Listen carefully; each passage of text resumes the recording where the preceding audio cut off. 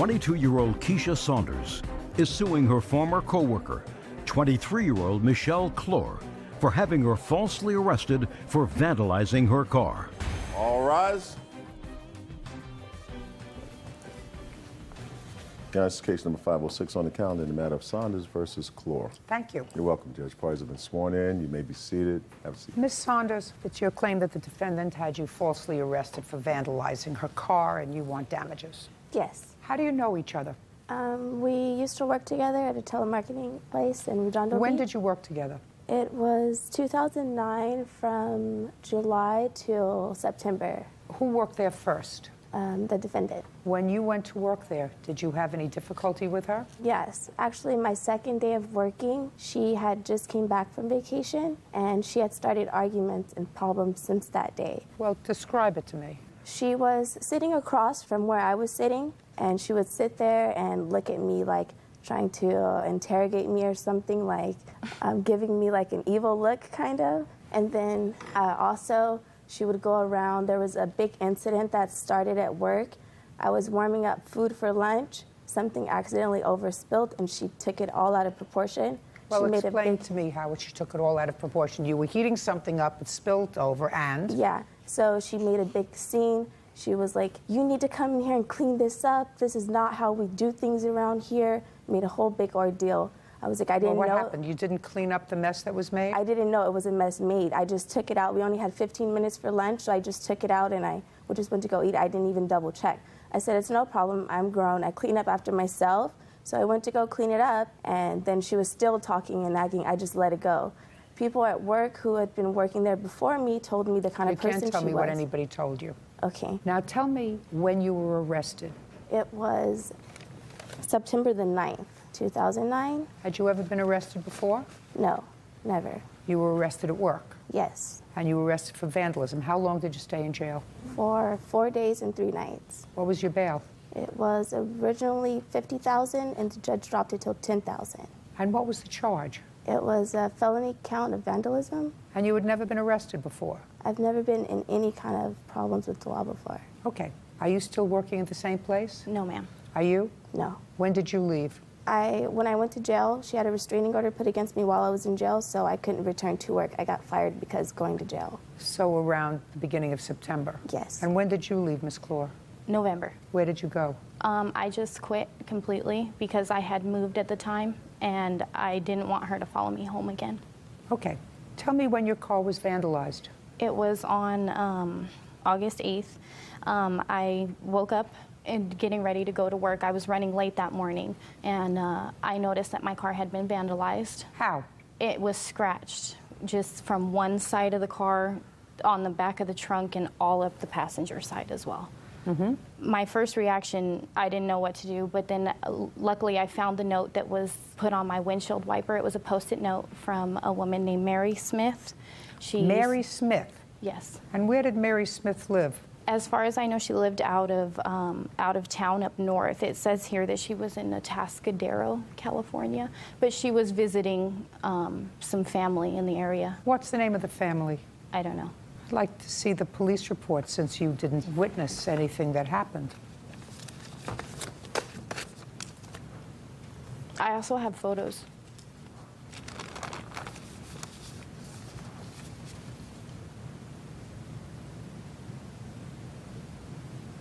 Who picked up Miss Smith to go down to the police station? I did. Where did you pick her up from, Miss Where Clore? my car was parked when she witnessed the event. Really? Mm-hmm. Tell me how that all came about. I called her on the phone. You called her at the number that you say was on this note Yes. that she left you. Yes, ma'am. And you called her and she lived out of the area. She was in town visiting some friends, or her family. Right. Mm-hmm. And that must have been in your neighborhood. Yes, I'm guessing. You're guessing. Where was your car vandalized? I was parked on around the corner from my house on So close to your house. Yeah. I don't know if you want me to continue. No, I want to ask my own questions. No problem. So instead of picking her up, because after all, she was being a good Samaritan, this woman, you agreed to meet at the place where your car had been vandalized. Yes, ma'am. So that she could accompany you to the police station. Yes, ma'am. And she accompanied you to the police station, this woman who you never met before, this really good Samaritan, whose sister's name, who she was visiting, and with whom she was in the car, it says name unknown. And you certainly don't know where she was staying because of this convenient, I'll meet you by my car. You get where I'm going? Not really, Your Honor. We're going to get there soon. And then Smith said she saw somebody who matches the description of the plaintiff keying your car. And she took down the license plate number. And then Smith said she left a note on your car. And when the officer ran the license plate number, turned out to be her car. Okay. Now, you got a restraining order. She spent a couple of days in jail. It's my understanding that you didn't appear at any of the 3 hearings that was set in this case. Is that right? No, I did appear at one. I was subpoenaed to court. You were subpoenaed? Yes. Well, before you were subpoenaed to court by the district attorney, did not the district attorney ask you to appear at hearings? Yes. And did you appear at those hearings? I appeared at one that I was subpoenaed to. That's not my question. How many hearings were you asked to appear at? Just the one. Just one. Did Mary Smith appear at the hearing? No. Did you call her? No. Why not? Because the detective advised me not to be in contact with her. Why not? Here's somebody who was so interested. She, according to what I've read, left you a note, met you, went down to the police precinct with you, told them the story about what she allegedly saw, gave an email address to the detective at some point when he asked for it so that he could do a photo lineup from her driver's license, which at this point they had because she had been identified through her driver's license. She did all of those things, but she never appeared at the trial. And you never called her. No, ma'am. Well, I think I'm going to try to call her. She said that she moved out of the country. I don't know. Mary Smith doesn't move out of the country. And a 59-year-old Mary Smith doesn't move out of the country. I don't know, ma'am.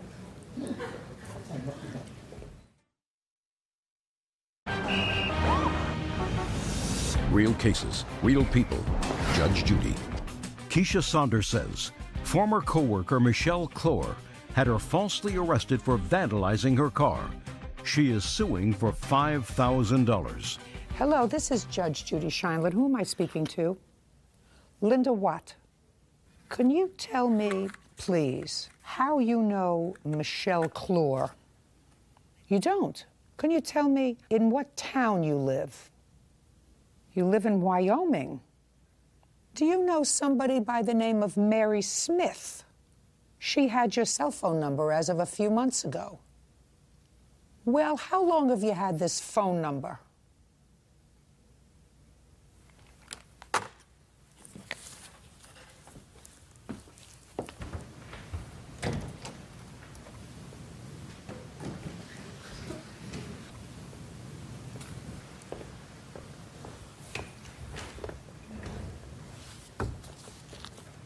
Person who answered that cell phone number that was given here, his name's not Mary Smith. Shouldn't want to tell me how long she had this phone number because it's only a few months old. She says she lives in Wyoming.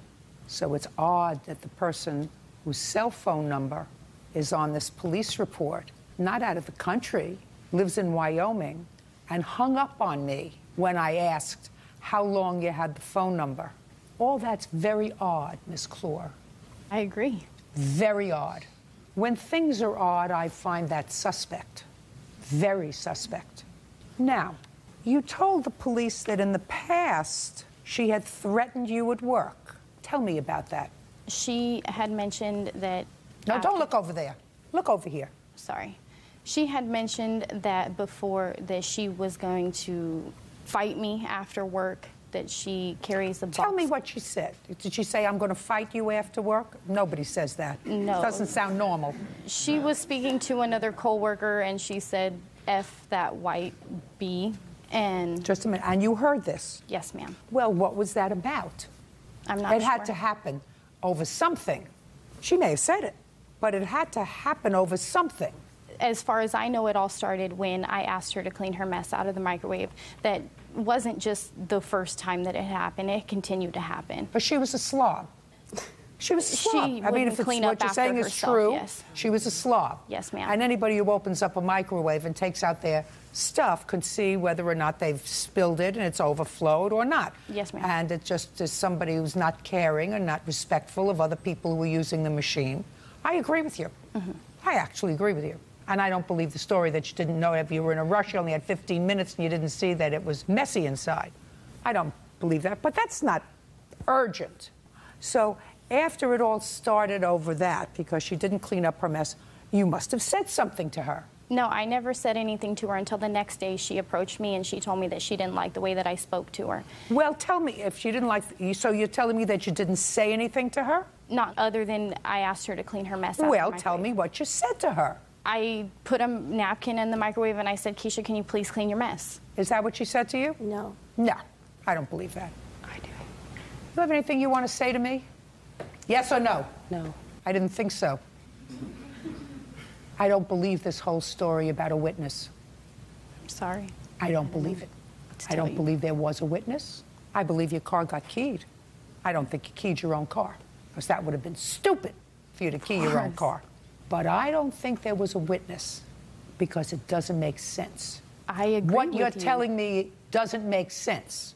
That you were able to contact the witness at the same phone number that I just called. The witness's name is not Mary Smith, but some other name. I don't know, Your Honor. I don't know either. And if I don't know, it doesn't make sense. If it doesn't make sense to me, it's not true. And since more evidence than not suggests to me that you concocted this story with this person who just hung up on me because I started to ask some very pointed questions, it appears more likely than not that I'm going to find in the plaintiff's favor for false arrest.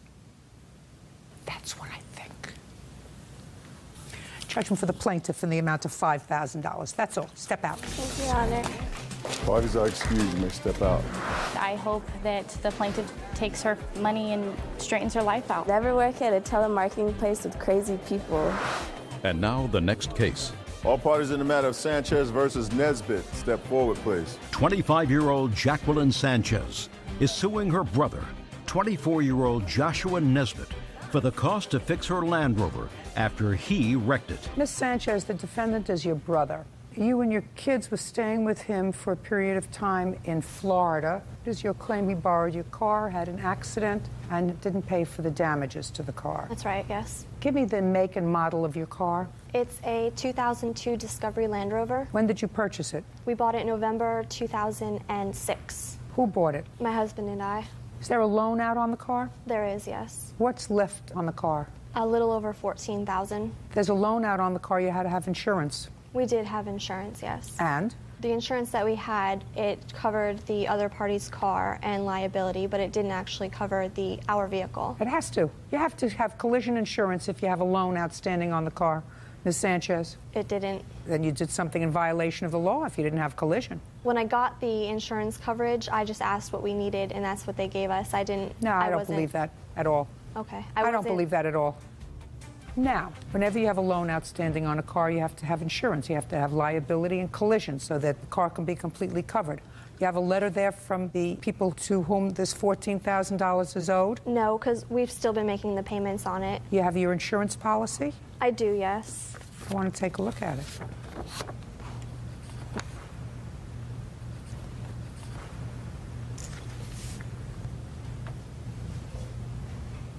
Let me see proof that you've been making payments on the car. I don't have any proof that we've been making payments on it. Who's the loan maker on the car? CarMax Auto Financial? Well, your brother's defense is that he knew that you had money outstanding on this car. He had an accident with the car. He assumed it was covered, right? Yeah, I mean, I would have assumed it was covered. in the state of Florida, the law is. I know what the law is in the state of Florida. I'm a resident of the Yeah, state so I of was Florida. under- I was I'm under these- speaking. You see my mouth moving? Don't interrupt me. You have to have collision insurance if you have a loan. So while I'm going to hear the case, I'm not making any award until I see proof that you've continued to make payments on the car up until the 1st of this month. Okay. When did you have the accident? The accident was on July 28th, 2009. Was it your fault? Technically, it was. I don't my- want to hear technically. I Yes, asked you if it yes. was your fault. Yes, it was my fault. After the accident, what conversation did you have with your sister? Well, I called my sister and I informed her that I was just in a car accident with her car, and the first thing she told me was that she didn't have collision on her car, which I was under the assumption that it was. So, I mean, I never would have gotten into the car and taken it for a drive in the first place if I didn't know that it didn't have collision on it. Tell me about the fault aspect of this accident. Well, I was driving up to West Palm, and To do what? I was going to court. For what? It was a DUI? reckless driving case. Excuse me? Reckless driving and DUI? Yes, but that How did I case know got thrown that? out. That case got thrown out because I wasn't in the wrong. They gave me a breathalyzer and I was under the legal limit, so they threw out the case. And that's why I didn't get charged with it. Great. How do you think I knew that that's what you were on your way to court about? Because you're a judge, I'm sure you can look up all my information. I didn't look up a thing. I just knew. When was the last time you made a car payment? Our car payments are due on the 18th. We haven't made one yet for this month, but But you made one in October, yes. and one in September, Yes. and August. No. Why not? Because I was stuck in Florida, they gave us an extension on it. And how much is the damage on the car? The estimate I got was for $62.50. Let me see it.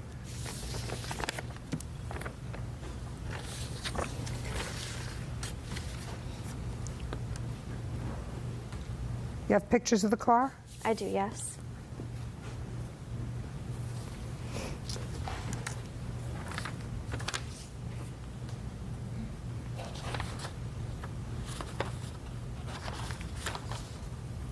You have any other defense to this action, sir? The only information I got is, while she was staying with us, her children and her caused damage and made a mess in the house. Show me. Oh, unfortunately, before I knew I was coming to court for the case, I had to hire a maid service to come clean my entire house. So I just brought that information with me. Why didn't you clean the house yourself? Because a lot of the things I didn't have the right kind of equipment to clean, like All you needed my your two couch hands and a rag. Mr. Nesbitt, I'm not going to torture you any further, sir. Sadly, as between your sister and you had the accident. Correct. The accident was your fault. So as between you and your sister, you're responsible for the damage. I'm not comfortable with your sister's claim that she has been making payments on this car. I'm not comfortable with that at all. So provisionally, I am entering a judgment in the amount that she requests. And when we receive proof by virtue of canceled checks and a statement from CarMax that she was current with her payments, then I will enter a final judgment in her favor for $5,000. Do you understand? I do, yes. Perfect. That's all. Ernest Hunter is suing fellow motorist Jason DeLeo for pepper spraying him during an incident of road rage. Jason claims Ernest came after him with a crowbar. Order. All rise. Yes, case number 542 on the calendar in the matter of Hunter versus DeLeo. Thank you. You're welcome. Judge Price has been sworn in. You may be seated. Ma'am, have a seat. Mr. Hunter, it is your claim that the defendant in an act of road rage maced you. Mr. DeLeo says that he was defending himself because you were actually attacking him, and he's counterclaiming for having him falsely arrested. So why don't you, Mr. Hunter, let's start from the beginning. On what date did this happen? 20th day of April. What were you driving? My 1500 Chevy pickup truck. What time of the day was this? 8 o'clock in the morning, Your Honor. Describe to me what happened, Mr. Hunter. As I got to the 2nd Avenue in Glenwood, Mr. Delaney was behind me, and as the light changed to green, he honked his horn, and he proceeded to pass me. So I'm going to work, so I don't want nothing to hold me up, so I proceeded back in front of him. All right, so now let's stop a little bit so that Yes. we make it crystal clear what happened, Mr. Hunter. You were in front of Mr. DeLeo. Yes. There was a light. Yes, ma'am. The light changed. According to you, you weren't moving fast enough, so he honked his horn. That's correct. He came around and passed you, Yes, ma'am. got in front of you. That's right. Then you came around and got in front of him. Yes, ma'am. I'm sorry. Okay, so now you're in front of him. Yes, ma'am. Yeah, now I'm in front of him, and he cannot come back in front of me because He couldn't come in front of you? he couldn't know, ma'am. Well, Why? thank you. Recently here, they started changing the golf course to one lane, making it accessible to bikes to ride on the side of the road. So now you're in a single lane and Yes, he's ma'am. behind you. Yes, ma'am. Go ahead. And I proceeded to the next major traffic light, which was Candler, where the accident happened in Glenwood. And he came up on the left side of me, on my side of the truck, and proceeded. Just a minute. He came up on your side of the truck so that there's a passenger seat in between the two of you? Correct. Fine. So there's a passenger seat in his car. Yes, ma'am. In between the two of you. That's right. Go ahead. Okay. As he was yelling, what's your problem? I happened to turn and look over that way. He had his arm over across the passenger seat and had let down the window about so much. And he started spraying me with mace, or pepper spray they call it. And that's the stain of how intensely it was on my shirt. I'm not interested in looking at your shirt, sir. I have no idea what that is. Yes, ma'am. I'm sorry. I have no idea what that is. So you're telling me he sprayed something at you, but from his side, over the passenger side, in between your two cars, and he sprayed something at you. Correct. And then what happened, Mr. Hunter? Okay, now I proceeded to try to get out of his way, a stream of fire. He just kept spraying it, and I started feeling around in my truck, which I know I had some tools up under my seat. So I came out my truck when he kept on spraying me, but the light changed, and I couldn't make it to him. You're missing a whole big piece there, Mr. Hunter. I came out my truck. But first you got something from your truck. Yes, yeah. What did you get from your truck, Mr. Something Hunter? to stop him from spraying. What did you get from your truck? A trailer hitch. And show me with your hands, how big is that? It's about that long. And what's it made of? It's made of steel. So you bent down, you got yourself a big piece of metal, you got out of your car in order to get away from him. Yes. I'm just following you. Okay. You got out of your car in order to get away from him. Yes. And? I couldn't get away from his hands, so I proceeded. How about just pulling your car away? It's a red light there, Your Honor. No, so you just left the car at the red light, you got a big metal pipe and went up to him. Yeah. That's yes. what you were going to do. That's what right. were you going to do when you got to him, Mr. Hunter? Knock that can out of his hand. Knock the can out of his hand? That's correct. How were you going to do that? By poking through his window? If I can get my eyes open, I would have tried to hit, but I couldn't get my eyes You know, open. I'm having a difficult time believing you, Mr. Hunter. Yeah. Very difficult. Okay. You understand that? Yes, ma'am. All right, good. So you're outside of the car with the pipe. Yes, ma'am. And what happened next? And he would see the light change, and I did get a glance of his hand, but by the time I swung, it accidentally hit his back glass, and he left. He pulled off. Now, why don't you tell me what happened, Mr. DeLeo? Okay, ma'am, I was... Because you have a counterclaim, and that counterclaim is for false arrest. Yes, ma'am. Go ahead. The expenses. I was behind him at a red light. He paused and turned green, so I kind of toot nothing, you know. All right, so you honked the horn. That's Yeah. just ridiculous. Well, Go ahead. Keep going. So I made a right turn in front of the guy. At that point... Now, just a second. Why did you do that, sir? He was I'm going, just asking you a no question. problem. I was going to work. I was in a hurry. So but I did very civilized. I right side of his thing, put a blinker on, got in front of him. At that point, it goes from 2 lanes to 1 lane. And that's when he passed me, almost running me off the road. And that kind of irked me a little bit. So we pull up next to the red light. I'm on the left, he's on the right. Not a beautiful spring day. Our windows are down. Looked over at him and said, "What are you doing? You could have caused a wreck. What are you doing?" And we're still bickering back and forth. Just a second. You're screaming inappropriately at each other. Yeah, like 2 school kids, immature. I got it. So I said something to the effect of, "You crazy old fool, you're going to kill somebody." And he says, "You crazy old fool, I'll show you crazy old fool." And he's rummaging down on his floor for something. At that point, I'm getting kind of defensive. I mean, so I had a mace in my hand, and he came up, took his belt off, came out of the car, and then he proceeded to raise it. The light turned green. I took off, and it smashed my window so hard that he put a hole in my door. How did he get maced? What do you mean? How did he get mace in his face? When he was coming out, You left out that part of your story. Oh, I'm sorry. Okay, it was when he came out of the car. I wanted to repel him, so as he had the pipe in his hand, I maced him.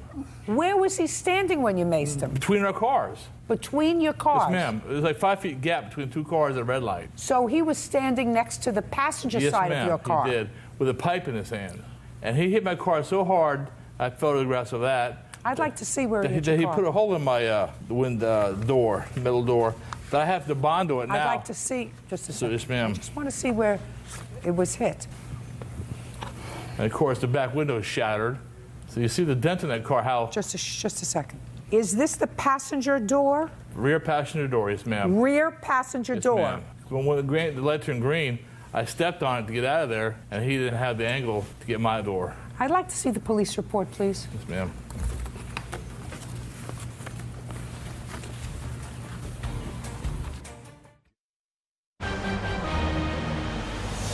Real cases, real people. Judge Judy.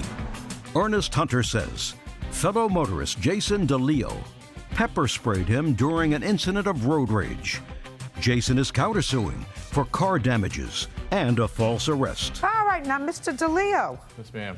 the story that you told the police was somewhat different from the one you just told me. How so? Very easy. You advised the police that Mr. Hunter, Right. at the light, began to undo his seatbelt, and that's when you sprayed him. Well, that was medication. He's coming out. That's when you sprayed him while he was still in his car. Then you said you sprayed him 2 more times once he got out of the car with the crowbar. Right. But you told the police that you sprayed him because you were at the light screaming at each other like 2 idiots. And then he undid his seatbelt and was probably going down to get a crowbar. Which is showing. Just a second. Yes, ma'am. But he hadn't been down there to get the crowbar, Mr. DeLeo, because otherwise he wouldn't have gotten sprayed in the eyes, which he was sprayed in the eyes. Sprayed in the eyes, according to the police. So what you said to the police was accurate, or what you're telling me is accurate. Well, Those are 2 different things, sir. Right, I understand that. When he was making the gestures to go down on this to the floorboard, he came back under his belt. At that point, to stop the action happening, my first. Stop the action happening, you take off in your car. But there's a red light. There's crossing traffic. I mean, I would love to have done that. But I mean, it was. This guy was going to part my hair with a crowbar, and I didn't want that to happen. Why don't you roll up your windows? How's that going to break? Why don't you roll up your windows, Mr. DeLeo? He would have broken my window. No. There's no doubt that he got out of his car with a pipe. He admitted to that. Mr. DeLeo, you were arrested, Yes, ma'am. and subsequently, the charges Or dropped. were dropped. Yes, ma'am. And had you filed a complaint against Mr. Hunter? No, I did not. Then you did not. No, ma'am. Mr. Hunter, Yes, ma'am. I believe that he maced you before you got out of your car. Yes, ma'am. Thank you. I do. And he has to pay for that. Thank you. I also think that you were a bit of an idiot to respond to him by getting out of your car instead of locking yourself into your car and pulling away by bending down and getting this crowbar that just happened to be in the front seat of your car and getting out and smashing his car. That's not a response. No, ma'am. But I believe he maced you first. Judging for the plaintiff in the amount of $2,500, and Mr. DeLeo, your counterclaim's dismissed. That's all. Parties are excused. You may step out. It's just our testosterone. It was upsetting somebody to spray you. We're grown men. We should know better. Oh, I never had nothing burn so bad in my life. But we didn't, and this transpired. Tried water just make it worse and worse. And I think we're both a little sorry it happened. Just stay calm and don't feed into the fire. And now the next case. All parties in the matter of Hollis versus Parisi, step forward, please. Cameron Hollis is suing his ex-girlfriend, Heather Parisi, for loans to buy new furniture and the return of 2 cable boxes. Mr. Hollis, this used to be your girlfriend. You claim she owes you some money for furniture that you purchased for her. Yes, ma'am. There's no question, Ms. Parisi, let's start out with this. Now, there's no question that Mr. Hollis paid for the furniture. Correct. When did he pay for the furniture for you? Mid-January, Now, at that time, Mr. Hollis had been out of your apartment for how long? a month. Well, he had been out of the house at your request because you had him taken out by the police. Yes. And you had a protective order? Yes, So in January, you paid the rent by yourself. correct. When did you first speak to Mr. Hollis after you paid your rent alone in January? Within a day or two, Did you call him or did he call you? he contacted me. And what did you say to him? I don't recall what the conversation What was. did he say to you? He was very upset about the relationship being over, And? and that he would go to counseling and some extensive counseling and also relationship counseling, try and work the situation out. And what did you say to him? I just said basically trial and error. I have to see before I believe. And? I honestly haven't seen a change in anything. Well, so when did you see him again? Approximately a week before he purchased the furniture. Now, you tell me, Mr. Hollis, what she said to you when you went into the furniture store. Well, first of all, it was the day before we were together. I believe it was January 12th. We stayed together that night. The next day, Where did you stay together? at the home. Go ahead. So the next day, we were out messing around. We come by a furniture store. We'd seen a couch that was on sale for $999.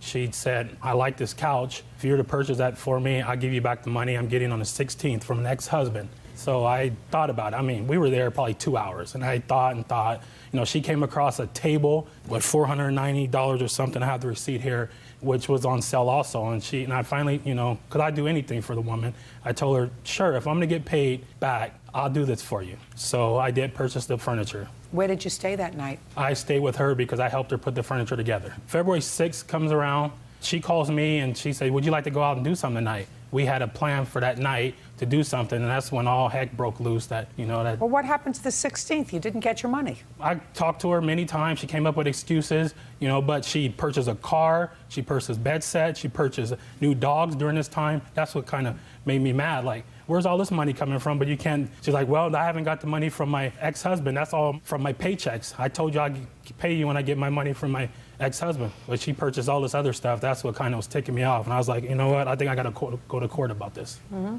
What happened on the 6th of February? We were supposed to go out that night. We planned, you know, all day. We talked. She kept up to 10 o'clock at night. She was saying, I'm getting in the shower, this and that. I go by the home. She wasn't there. I know the friends she hang out with, and I know where they hang out. So I went there, you know, to talk to her. Like, you know, why lie to me? Why not just... Where did you go? To a bar in Portland. Go ahead. So I walked inside the nightclub. I saw her there, which I knew she was going to be there. And I approached her. I said, you know, can we go outside and talk? No, I don't need nothing to say to you. I was like, you were just, you know, 10 minutes ago telling me that you're in the shower. So I said, I think we should go out and talk about this. No, you can leave. And I was like, okay, well, when I was going to leave, I was drinking a beer that I purchased right then, and I poured it on her head. And to my, you know, I'm thinking, she ruined my night, I'm going to ruin hers. So I walked out. I get down the bar. I get hit in the back of the head by Miss Parisi. Then I just walked out, kept walking. Have not spent any time with her since. No, I'm sorry. It was over, you know, probably a month later, then we decided to go to dinner again. So you went to dinner again after that? Yes, we have been together. Was it pleasant? Yeah. Did you call her afterwards? Have I called her? Yes, we talked. Since then, when was the last time you talked other than today? 2 days ago, 3 days ago.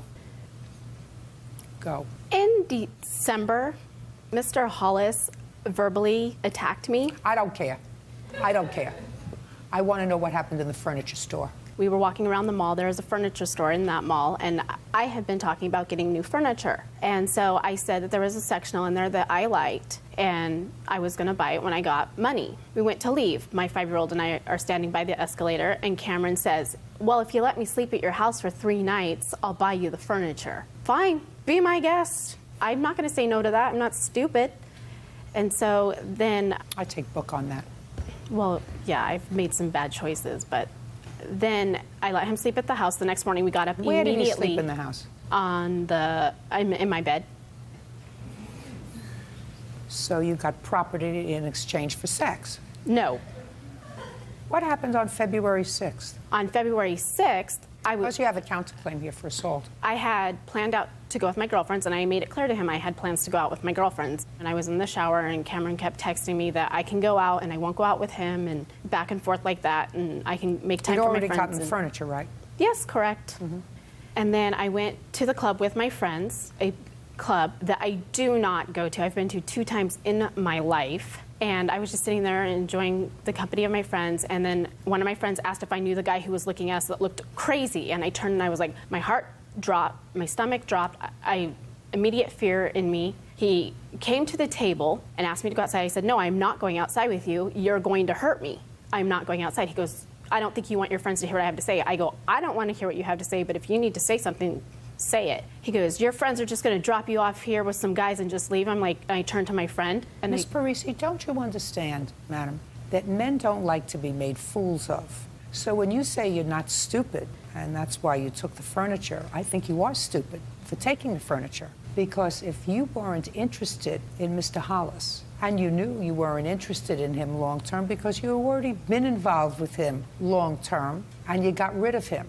If you were interested in him, you would pass up going out partying with your girlfriends to spend an evening with a guy that you care about.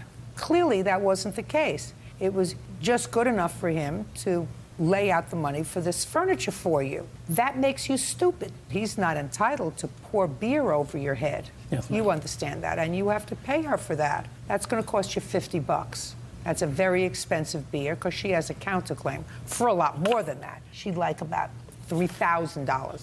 That's not going to happen in this lifetime. So on your counterclaim, Mr. Hollis is going to pay you $50 for his bad behavior in pouring a beer on you because he was embarrassed because you wouldn't speak to him. He, on the other hand, is going to get all the money for the furniture because I believe him, and I don't believe you. I think you're a user. $1,497. Judgment for the plaintiff, that's all. For Lisa Ashpole for a series of unpaid loans. Lisa says the money was an attempt to win her love. Order. All rise.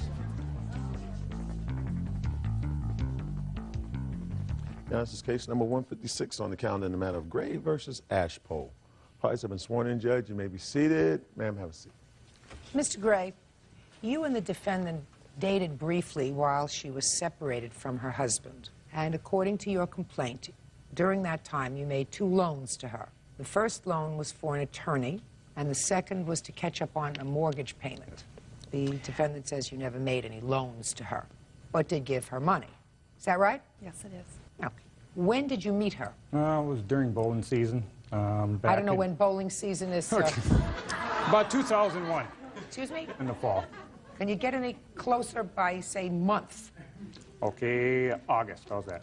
August of 2001. Yes, and we were just friends up at the bowling alley, sitting there talking and, you know, joking around.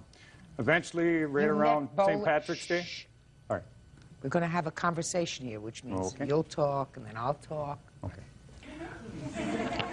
Did you meet her at bowling? She was a waitress, I was a bowler, yes.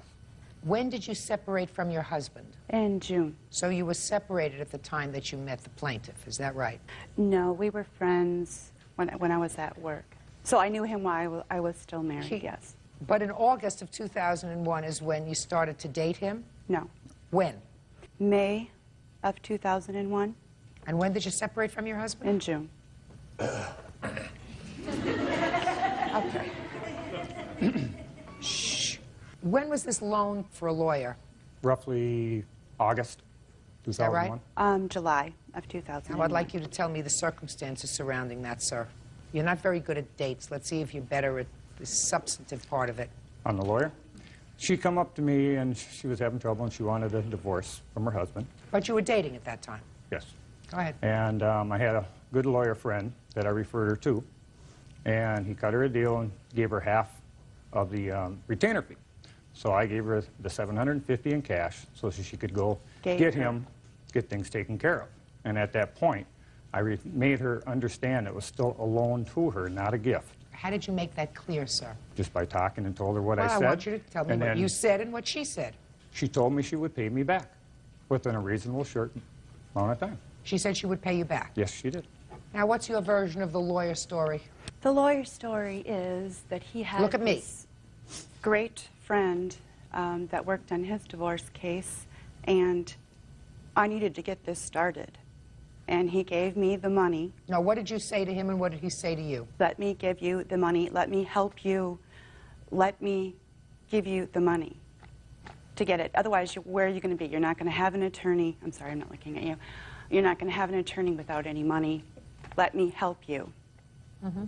There was nothing ever about any loan. Well, why would he give any you payback? Why would he give you that money? Why would you not expect to He pay wanted him my back? divorce. You wanted a divorce. Why? I think actually he wanted it probably more than I did. No. No. Why would you think that you should not pay him back? Because I didn't, at that particular time, I did not have the means to pay him back, and he knew that. I had told him that, and then this is also about the mortgage. Well, you didn't get to the mortgage I know. yet. But I knew that I have 3 children. I'm not getting child support. I'm a working mom. I'm not going to give up my home. At one point, I even had 3 jobs to support my means. Okay. Now tell me about the mortgage payments, sir. Well, she was That's behind. a second loan. She was behind 3 months in her mortgage. How did you know that? She told me. Where were you when she told you that? We were probably just sitting in her room, bedroom. Go ahead. and she said she was 3 months behind. And she asked if I could help her out. And I said, yes, I can. But again, I loaned her the money, and I made the payments. Now we'll hear you. I have never asked him to give me money. I have never asked him to loan me money. I never asked him for anything. We might have been sitting on my bed talking, and I was venting because I was very upset. I was behind. I was not getting any help from my husband that had moved out. But I had never asked him for anything. You told him that you were 3 months behind in your mortgage payment. How did he pay the mortgage payment? Actually, I was paying bills, writing things out. On the bed? Because I had it out, right. I was paying my other bills that I could afford to pay. I could not afford to pay this.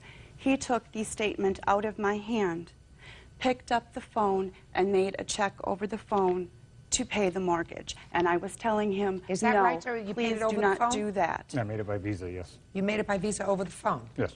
And I kept saying, please do not do that. Because if I would have had anything to do with this, I would have at least made him make sure that he paid the right amount. Because he didn't pay the whole thing. How much was the mortgage? $3,000. Your Honor, I would like to also say some other things that I have here. Go ahead. After my husband had left, we've never lived together, but Tim never went home. He asked me if he was getting low on his check, should he reorder some and put them in my address. I told him no, it was too soon. I did not think that this was a good idea.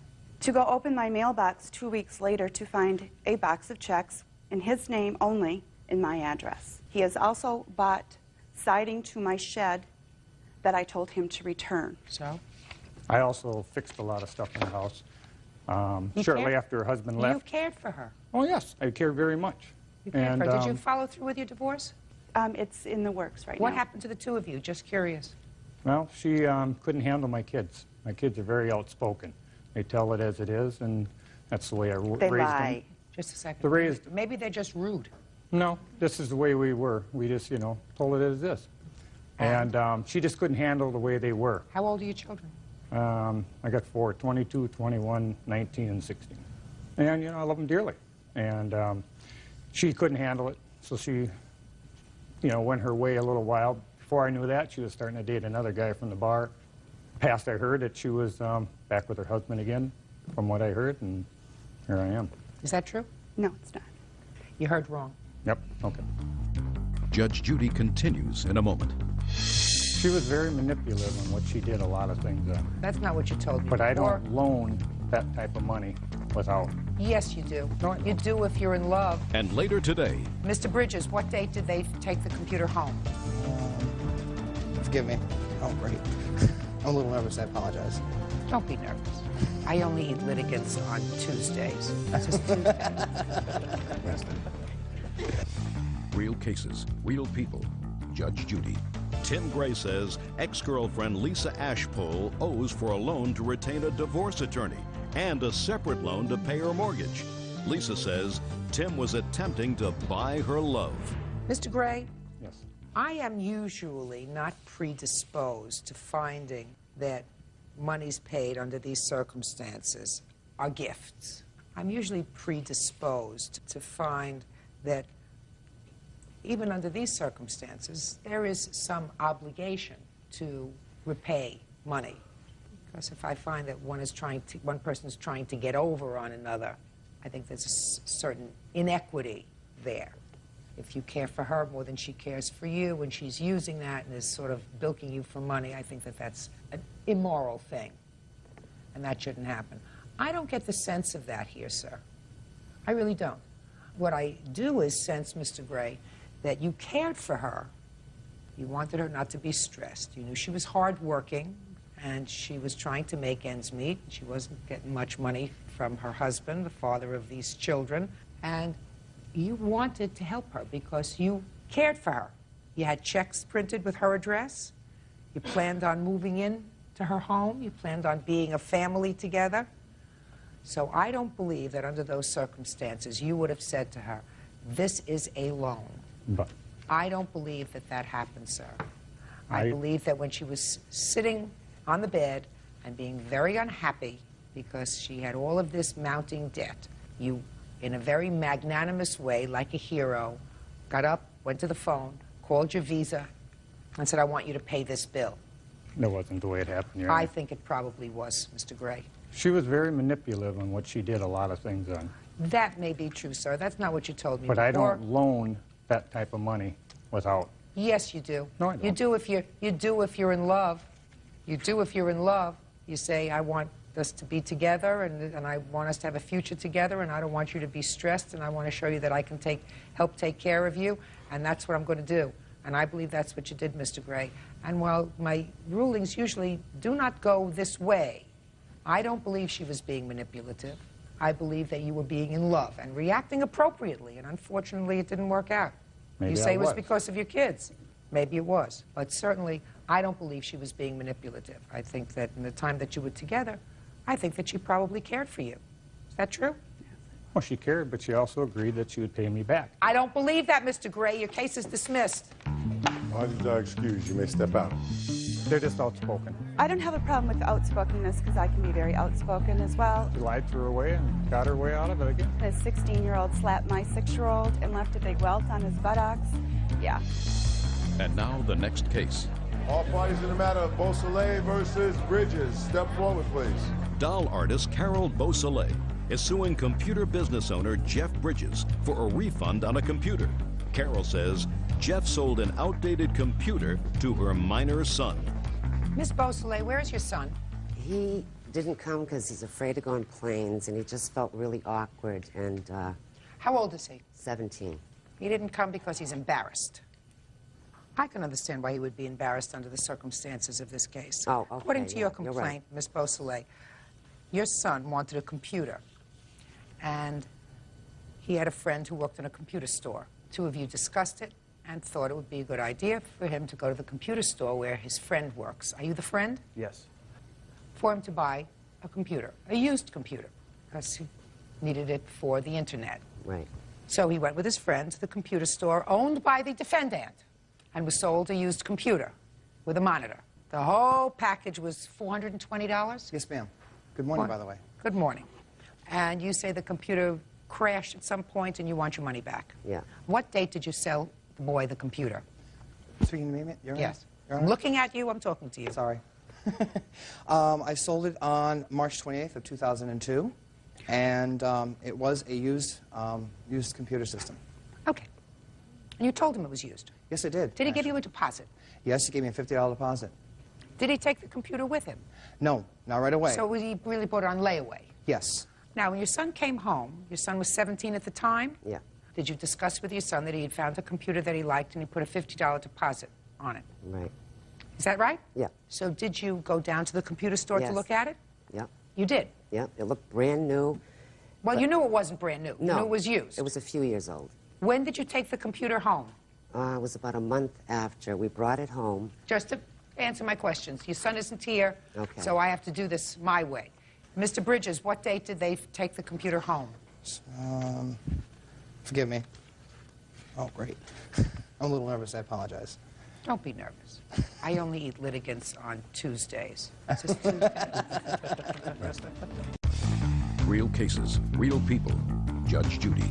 Carol Beausoleil says business owner Jeff Bridges sold a worthless computer to her minor son. Go ahead. Okay.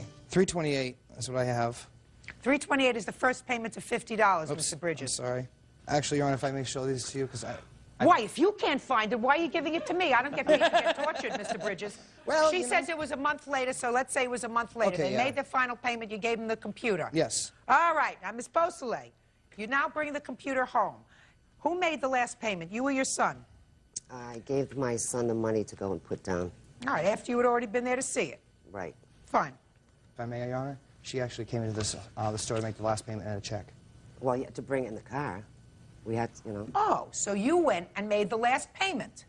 With my son. Fine. No, you went. You're the adult. Your Yeah. son is a minor. He cannot enter into a Right, contract. right. Okay. That's the problem. Yeah. If your son had gone in there alone, Mr. Bridges might have had a problem. But your son didn't go there alone. He went there with you, Miss Beausoleil. Right. You knew you weren't getting any guarantee with the computer. Oh, yeah, there's a guarantee.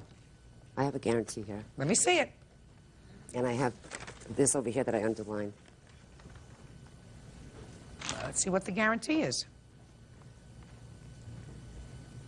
Well, where's the guarantee? At the very bottom.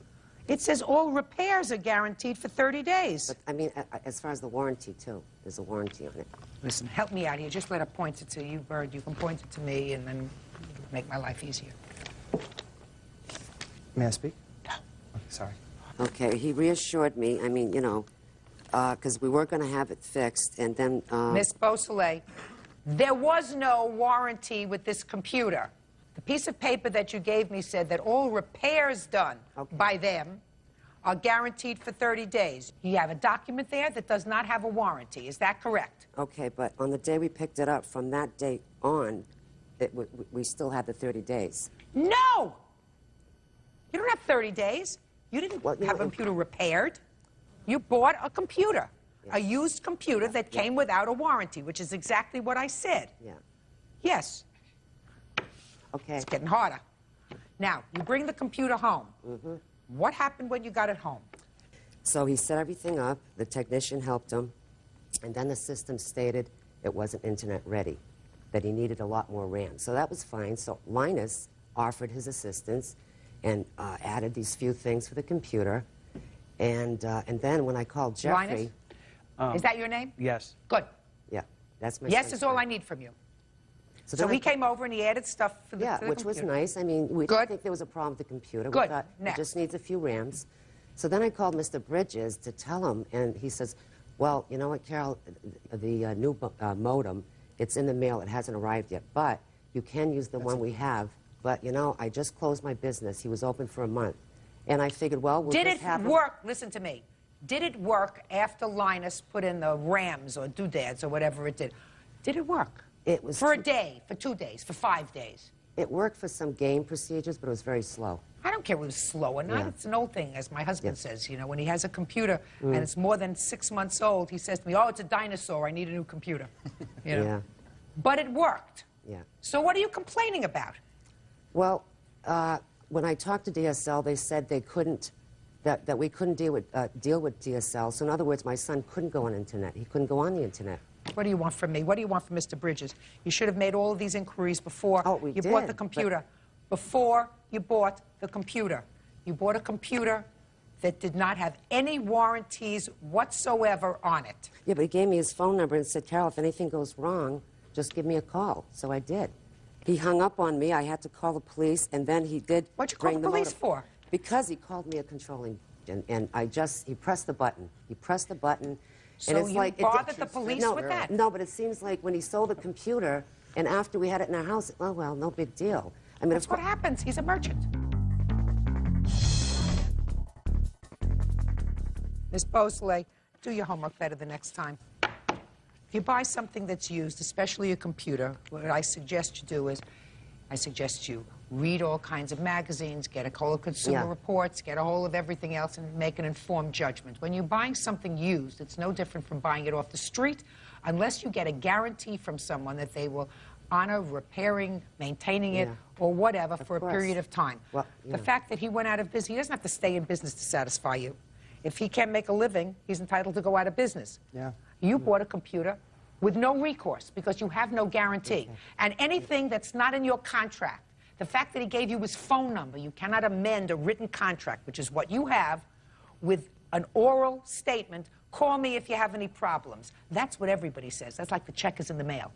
You know, call me with any problems. Ms. Beausoleil, you should be wise enough. Common law wife, 25-year-old customer service rep Rebecca Cardisco, for a series of unpaid loans. Rebecca says the money was meant for her children's Christmas gifts.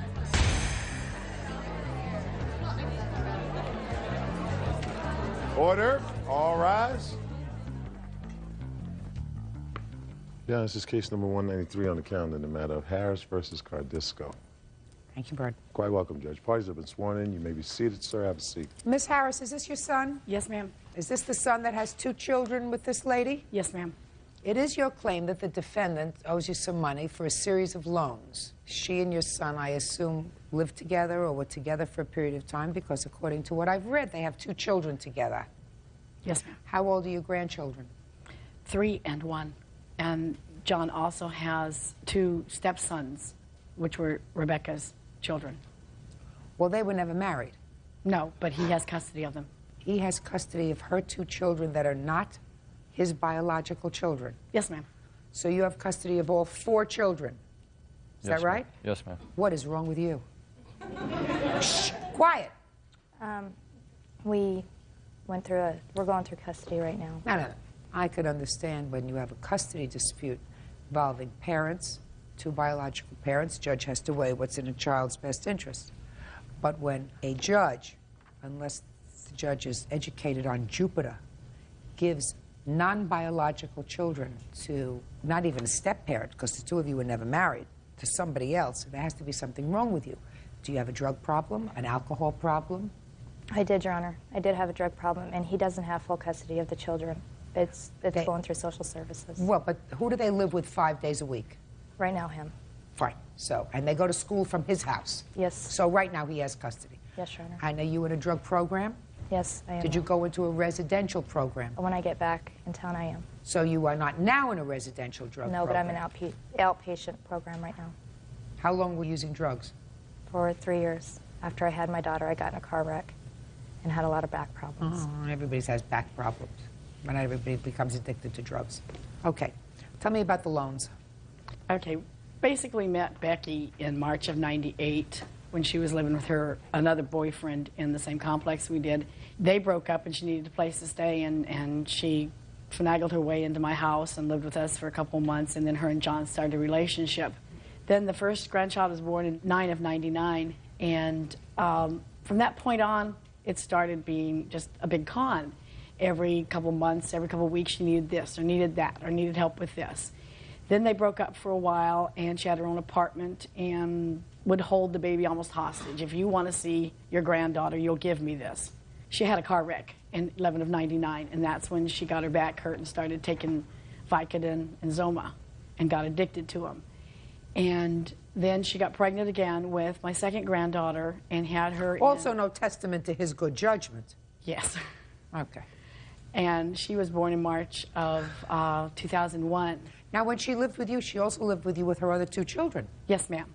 I supported her and her 2 children then.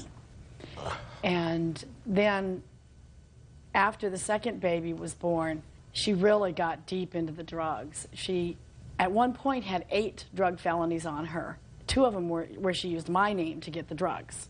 And she was actually able to con her way out of those charges. She got something called drug court, where she gets to go in and talk to somebody once a week. And at what point did they remove the children? In May of this year. Were either of the girls born with any sort of drugs in their system? No, ma'am. Were either of them tested? No, ma'am, so there's no way to know for sure. Where does your son live now, Miss Harris? My son lives in Fort Collins with the children, and I travel there every day to help him with the children. Stand up. Who takes care of the children? Oh, I do. My mother helps. You work? Yes, ma'am. What kind of work do you do? Construction. How do you support yourself? Right now, I don't have a place to live. That's why when I go back, I'm going into treatment. How do you expect her to give you any money? In July of this year, Becky claimed she got a $50,000 insurance settlement. Did she you? went out and bought a new car. No, I Did didn't. you? No, I didn't. My grandmother. Did you get any money? My grandmother gave me a couple thousand to get me a car so I could get a job. And what'd you do with the car? It broke down. Did you ever tell Miss Harris that you got a settlement for something? I did tell her I had gotten some money and that I would give her some. I did tell her that. But I didn't have any. And as far as... You didn't have any what? I didn't have any money. So what you told her was a lie? Yes, Your Honor. How much money do you owe her? I do owe her money. She did give me money for Christmas. I'm not going to say I don't owe her anything, because I do. So I'm asking, how much do you owe her? I don't know for sure. I mean, how much does she owe you for Christmas? For Christmas alone, $800. But prior to that, I gave her $500 for rent in November, $500 again rent for January and and I even had to take loans out from where I worked for me to survive because I was giving her money. Did you expect to get that money back? Yes, Ms. I Harris, did. my question is, seriously, did you expect to get that money back from her? And I mean, you can get a judgment, but I'm going to ask you honestly. Yes, ma'am. Where is she going to get the money from? She would actually sit there on the phone in front of me and be talking to the insurance guy. Actually sit there talking to him, but she actually wasn't talking to him. And she was having a conversation with nobody. Yes, I'll come down and get that check. At one point, I mean, several times she was supposed to pick up a check. She had John and I believing she got a $50,000 check. She was throwing money around. She went and got a $150 perm. She gave me a $100 bill one time to thank me for watching her kids because she'd been out of the house for almost 3 months. I actually thought she was getting a settlement. Then I find this letter in the house. She settled for next to nothing in November of 2000. Let me see. Judge Judy continues in a moment. You didn't tell them that you were settling it. You just wanted the money right away. Yeah, I didn't. Yeah, I know. But you're doing drugs. You need some money for drugs. Nonsense. Nonsense. And later today, If she's the co-signer on a note for your car, then you're supposed to pay for the car. Right, which I pay her for. Let's go slowly, Mr. Gaffney. My father didn't raise idiots. real cases, real people. Judge Judy. Rosemary Harris says her son's former common-law wife, Rebecca Cardisco, owes for several unpaid loans. Rosemary claims Rebecca is a drug addict. So you settled this accident claim despite the fact that you had an attorney. How much did you settle it for? I think it was around $800. The attorney said that they couldn't get any more, and if they could, it was going to take a long while. You didn't tell them that you were settling it. You just wanted the money right away. Yeah, I didn't. Yeah, say I know. so. That's what you did. You had a lawyer. They got fed up with you because you settled with this company after they had made some expenditures. But you're doing drugs. You need some money. You need some money for drugs. Look, as far as I can see, she owes you for 3 months' rent and $800 for Christmas. She doesn't know how much she owes you. That's $2,300. Has she, I assume, not given you any child support for the 3 children? Not as of yet, no. Have you worked in the last 5 years? Yes, Your Honor, and he did receive child support last month. How much? I gave him $500. From where? Between him and his mother. From where? I got some money from my grandmother. From your grandmother? She gave me some money to give him for the children. He said that he needed it for the children. And I have a job. Do you use drugs or do you sell them occasionally? I don't do either. I've been clean. Judge, there is a judgment now. She's supposed to pay $575 a month. Good. That's what she's supposed to do. Somebody else is taking care of your children. In the meantime, she owes you $2,300. Miss Cardisco, I wish you good luck in residential treatment. If you want it to be successful, you have to stay there. You can't go in there for 6 weeks, or for 4 weeks, or for 12 weeks and say it's over. You have to stay there. What is it, a year or 18 months? Is that what they want you to stay? 60 days. 60 days. Nonsense! Nonsense! Bert and I were in family court between us for more years than you're alive. And no residential program where you just go for 60 days is going to keep you off drugs permanently. You have to go into a drug-free environment for a long time. You've been on drugs for at least 3 years. Don't kid yourself. 60 days is not going to do it. 30 days is not going to do it. You have to do it. You have children. You made children. They need you. Do you get it? They need you. Stay with it. Find the right place and stay there. You're a young woman. How old? 25. 25. Got a lot of years ahead. They can be miserable. You can have a miserable life or you can have a happy life. You still have another 50 years of happiness or you have 50 years of misery. Choice is yours. That's all. Parties are excused. You may step out. Becky's nothing but a con. I do have problems and I have issues, but they're not any better than I am. Any better. I'm the primary caregiver because Becky's a drug addict. I never kept her grandchildren from her. I was afraid she was going to try to take off or do something with them. I didn't know what she's capable of. I mean, she just made me look like an idiot in there. And now the next case. All parties in the matter of Gaffney versus Gaffney. Step forward. Sunday school teacher Betty Gaffney is suing her son, 23-year-old Bill Gaffney, for stealing money from her bank account. Bill says he only took enough to make his car payment. Mrs. Gaffney, the defendant is your son. Yes, ma'am. And it is your claim that your son took your ATM card, which you gave him, along with your PIN number. Yes, ma'am. And the reason you gave him your bank card was to make a withdrawal for money for a prescription for you. Yes, ma'am. And he took the card, he got the prescription filled, and then he proceeded over a period of time to clean out your bank account. Yes, ma'am. Your son says he just took money for a car payment, a couple of $100s. Why did you need your son to pick up the prescription for you, and when did this happen? On the 15th of February, I had surgery. prior to that, and I could not drive the car because the cast was on my right leg. So he took me to the doctor, and then when we got back, I had a prescription, so I asked him to go fill it, and I gave him my ATM card. He came back. You gave me your ATM card, but you also had to give him a PIN number. Yes, ma'am. I gave him my PIN number. Had he ever had the PIN number before? Not on this card because we changed it to make it simpler to remember, but prior to him getting married and moving out, he did run errands for us, and I never had any problems with him whatsoever. Great. On that day, I felt really uncomfortable when he came back, so I kind of slid the card underneath some papers on the breakfast bar. So he returned the card to you? Yes, ma'am, he did. And then... How much was the prescription?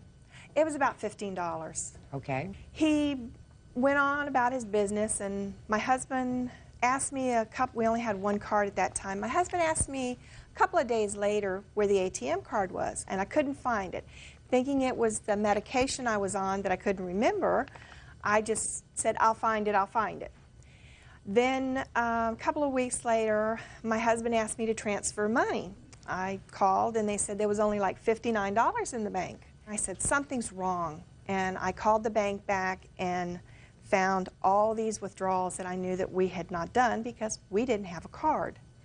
Over what period of time, from the 15th of February, to what date were these withdrawals made from your account?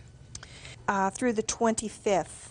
Of February? Yes, ma'am. Now, can you tell me what proof you have that it was your son that made these withdrawals? I had the loss prevention department at the credit union, knowing the ones that I had not done through my checkbook. I had them to pull pictures from the ATM cameras. The first ones that I asked for... Can I have that envelope, please? All right, Mr. Gaffney, you say in your answer that you'd filled your mom's prescription, correct? Mm-hmm. Yeah, correct. And that you also took out money for car payment. Right, which I gave to her because it's co-signed, so it was the car payment money that comes out of her account. I just don't want to give it to her until I got paid from work in order to give it back to her because she was wanting my money for the car payment. Mr. Gaffney, that was a lot of double talk. If she's the co-signer on a note for your car, then you're supposed to pay for the car. Right, which I pay her for it. Let's go slowly, Mr. Gaffney. My father didn't raise idiots. I assume she's not paying for your car. Is that right? Well, actually, the last 6 months we have had to pay for the car and the insurance. Why? Because he was not working and he was not What paying. about in February? I don't remember about the car payment in February. It's been quite a while that we have been making the car payments. So you took out how much from the bank to make the car payment? $300. What'd you do with the money?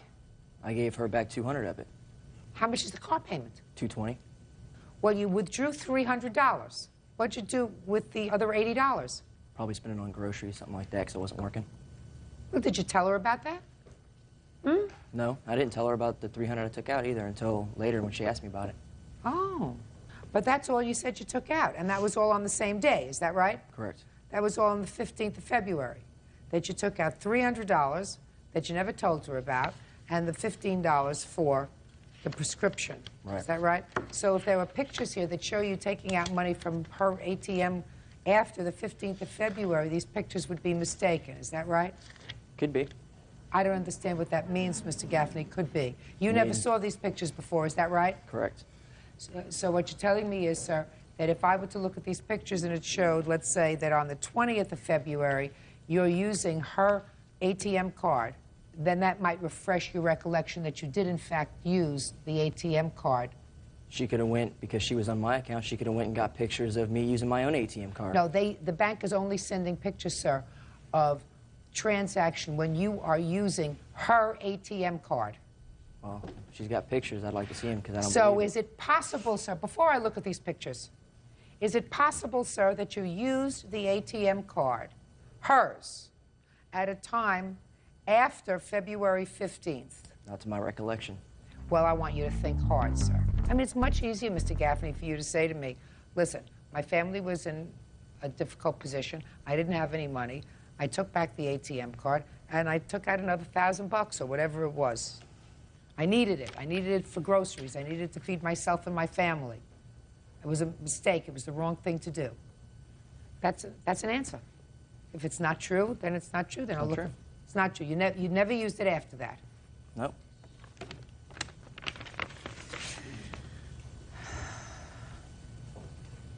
Well, you used it on the 18th. How many pictures does she have of me? Just one? I'm asking you, sir. I see. Are you chewing gum? No, I'm not chewing gum. You mean it's just a nervous tick that you have? Must be. Uh-huh. Fresh mouth.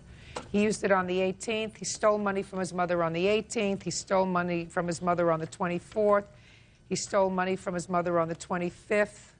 Well, at least on those occasions I can actually see it. Some of the pictures are a little bit blurry, but on those occasions he actually did. Your Listen, Honor. does he have children? One on the way. There's one on the way. Yes, ma'am. So, The credit union told me that.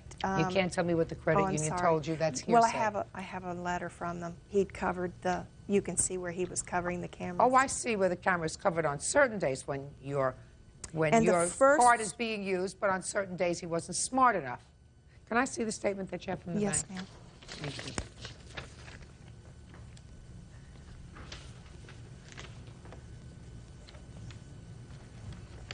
Does your son use drugs? I don't believe so. I Good. do know that he was drinking quite a bit. He makes a lousy drunk. You must have gotten very frustrated. Must get it with from him. you then. He hasn't worked for at least 6 months? Yes, ma'am. To collect unemployment insurance? I told him that he needed to go down and apply, and he never did, so Why is he didn't that? get it. Because I didn't get fired. I quit my job. I just walked out, and I just didn't Why? go down there. Because they weren't supporting me, and they wanted me to work 90 hours a week and get paid for 40. So I got tired of it after about 3 months and walked. I can understand your frustration, sir. But I had a very, very wise grandmother who used to say to me, you don't throw out the dirty water until you have clean, especially when you have a family to take care of so that you don't have to steal from your mother. Judgment for the plaintiff in the amount of $1,082. That's all. Thank you. Parties are excused. You may step out. Gotcha. She keeps talking about these photos, but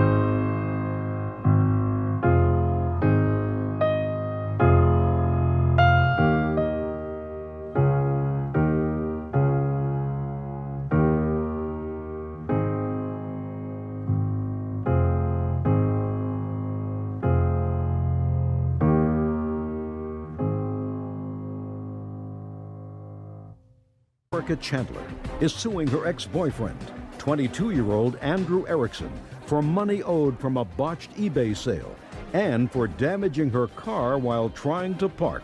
All rise. This is case number 99 on the calendar in the matter of Chandler versus Erickson. Parties have been sworn in. You may be seated. Sir, have a seat, please. Miss Chandler, Mr. Erickson used to be your boyfriend. Did you ever live together? No, we'd talked about it, but never acted on it. Your complaint is threefold. You sort of got the whole kitchen sink here. Yeah. Wanted to get everything off your chest now that the romance is over. I understand that. Not necessarily sympathetic yet, but I understand it. About a year ago, Mr. Erickson asked you to sell something for a family friend on your eBay account. And what he asked you to sell was supposedly a rare coin. You sold it, and the person who purchased it complained that it was a fake. They had already received the coin. There was a charge back to your account. So you were out 800 and some odd dollars. Is that right? That's correct. That was a year ago, June. Right. Subsequently, you opened up a joint bank account with him. But neither he nor this family member ever paid you back this $800. Right. Why not? He had promised to pay me the money. When he had the money, he barely had a job. Barely had a job, and you opened up a joint bank account with him? Why? It was to make money, Your Honor. It was to sell items on eBay for my aunt. I agreed to go into it with him. Why? In order to pay back some of the money from the coin with the items that we sold on eBay. He had no job. It was your aunt's property, your money. Why would you open a joint account with him? Because he would have been able to help me like package the stuff and get the stuff ready to go, and which would have been worth money. So I agreed to open the bank account for him or with him so that I wouldn't get caught in case something like that happened again. Miss Chandler, I don't think so. I think you opened up a joint bank account with him because you were smitten with him. It was strictly for eBay, Your Honor. We didn't have any other money go into there other than stuff for eBay. Well, that's interesting because the second cause of action that you have is for some sort of overdrawn check that he put in the account. Right. That was for my aunt's check bounce, the one that I wrote to her for the items that she'd given us to put on eBay, you know, because we were only taking a percentage to sell it for her. And so my aunt's check bounced. And what does that have to do with him? Because he was on the account with me. And the reason that it bounced was because of him. He is the only person that took money out of that account. So what you're saying to me is, Ms. Chandler, that this checking account that you had was to be used for eBay, but he used it for other things. Right, which I wasn't aware of because That's what happens, Miss Chandler, when you open up a joint checking account with somebody. That's why I'm saying to you. I want you to understand that I'm not suing for any of the money that was in the checking account. So what are you suing for? The only thing that I'm suing for is that it is negative now, close to $500, which I am partially liable for, and I didn't make any of the charges. I have all the documentation right here. Listen to me. Then you are asking the court to find him responsible for that $500 negative balance. Right, which he caused. Well, I'm saying to you, you're asking me to go back, look at this joint bank account, which either of you can take money out of and either of you can put money into and say who put money in and who took money out. And I'm not prepared to do that. They're all charges from him. So? I just don't feel that I should be responsible for a negative balance that he solely caused. And he told me that this was after the fact because he told me that he took my name off the account. The negative balance only happened after we broke up. Oh, different story. When did he tell you he took your name off the account? Let's see, the 9th month, September.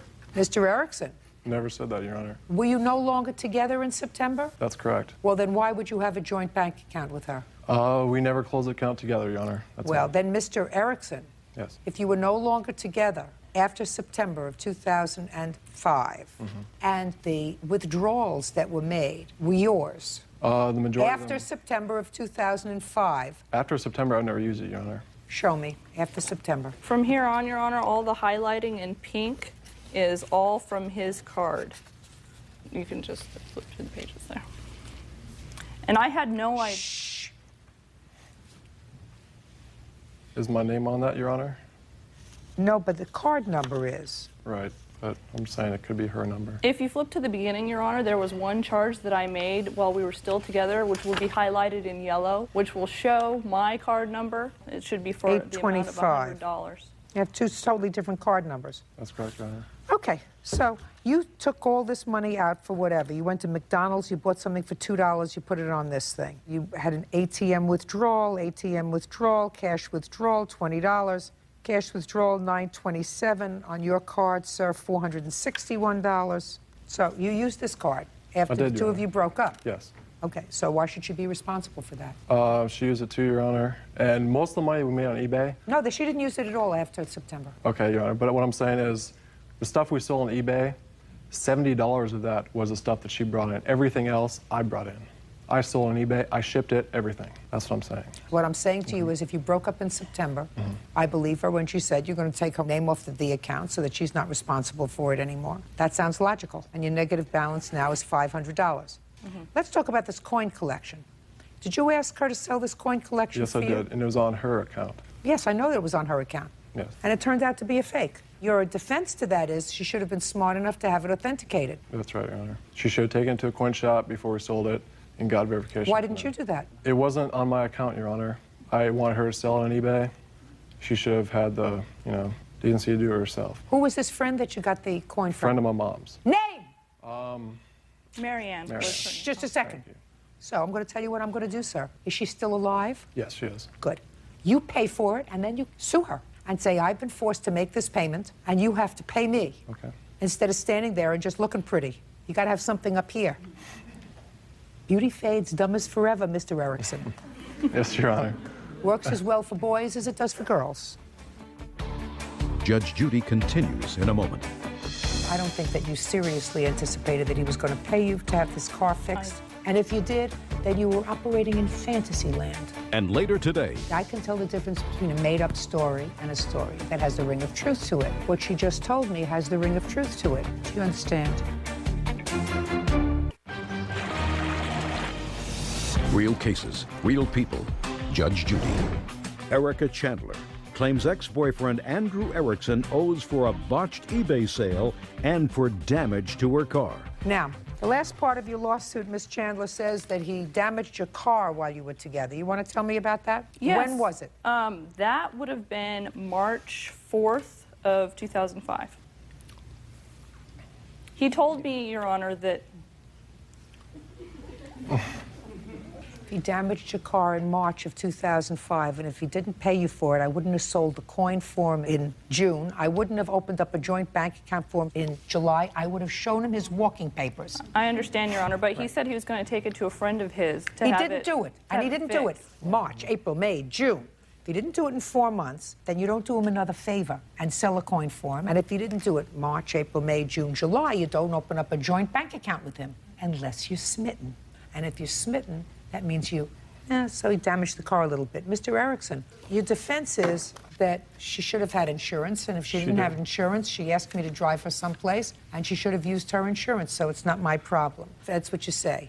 You know, you really should consider yourself very lucky. I don't know whether he means this answer to be a reflection of his character. If he does, you're very lucky that he's not in your life anymore. He uses If he doesn't mean it, he shouldn't have said it to be flip. But meanwhile, I don't think that you seriously anticipated that he was going to pay you to have this car fixed. And if you did, then you were operating in fantasy land. The reason, Your Honor, that I didn't turn it into my insurance and I didn't take care of it right away is because I had a $1,000 deductible on my car, and I knew that it wasn't going to be $1,000 to fix that. And I didn't have the money to fix it. So, is it fixed now? No, it is not. And you're still driving the car? Yes. 15 months later? Yes, I'm waiting for him to pay me. He's not. He's not going to pay you. So you know how you've looked at the scratch on the car for the last 15 months? You're going to continue to look at the scratch. Judgment for the plaintiff in the amount of $1,381. Mr. Erickson?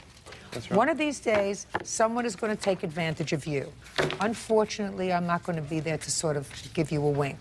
You have to do the right thing in this world, otherwise things come back and bite you in the behind. Do you understand? Yes, I do, Your Honor. Not always. May not happen tomorrow.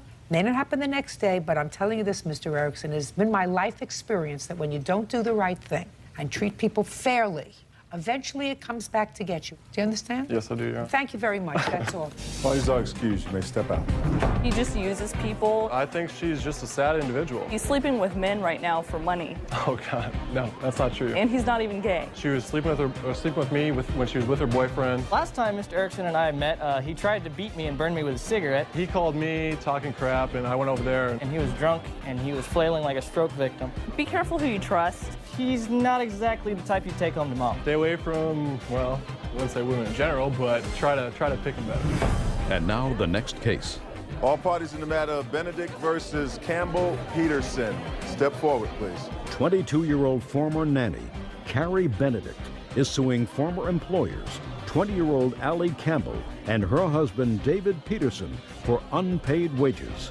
Ms. Benedict, your claim is that the defendants owe you money for work that you did for them in the capacity of a nanny for their 1-year-old child. Yes, Your Honor. The defendants say that while you did, in fact, work for them for a very short period of time, your agreement was that the first week that you worked there would be a free week, which means you would not get paid for it. That's your defense. Is that right? Yes, Your Honor. Did you answer an ad that they put in the paper, or did they answer an ad that you put in the paper? I had found them on GoNannies.com on the internet and responded and sent them an email regarding. So you posted your ad on GoNannies.com? Is that a website? We had 2 ads posted, one on GoNannies and one on eNannies.com. Okay, when did you post the ad? Back in March. Do you have a copy of it? No, I don't. Do you? No, ma'am. Do you recall what it said? It said that we were looking for a nanny for... Because that's a whole long thing. Do you remember what the ad said? Yes, Your Honor. What did it say? It had regarding their occupation and that she was a model and he was a business entrepreneur. They were an active family. They needed somebody that could be flexible in their hours and be active with their child. That it was $500 a week and that any hours worked more than 40 would be compensated. So you answered the ad? Yes, ma'am. And did you have a face-to-face meeting prior to starting work? Yes, we did have a formal interview. When was that? It was about a week before I started. Give me the date, please. I don't have the... Do you have the date? We met with her on March 22nd. Where? At our home. Okay. What are your work hours? I am a wedding consultant. I work from, depending on when the weddings are, I work for... Weddings are usually in the evening? Yes, it is. I work till about 2 a.m. And what kind of work do you do? I'm a marketing director for K Designers, so I'm a salesman, basically.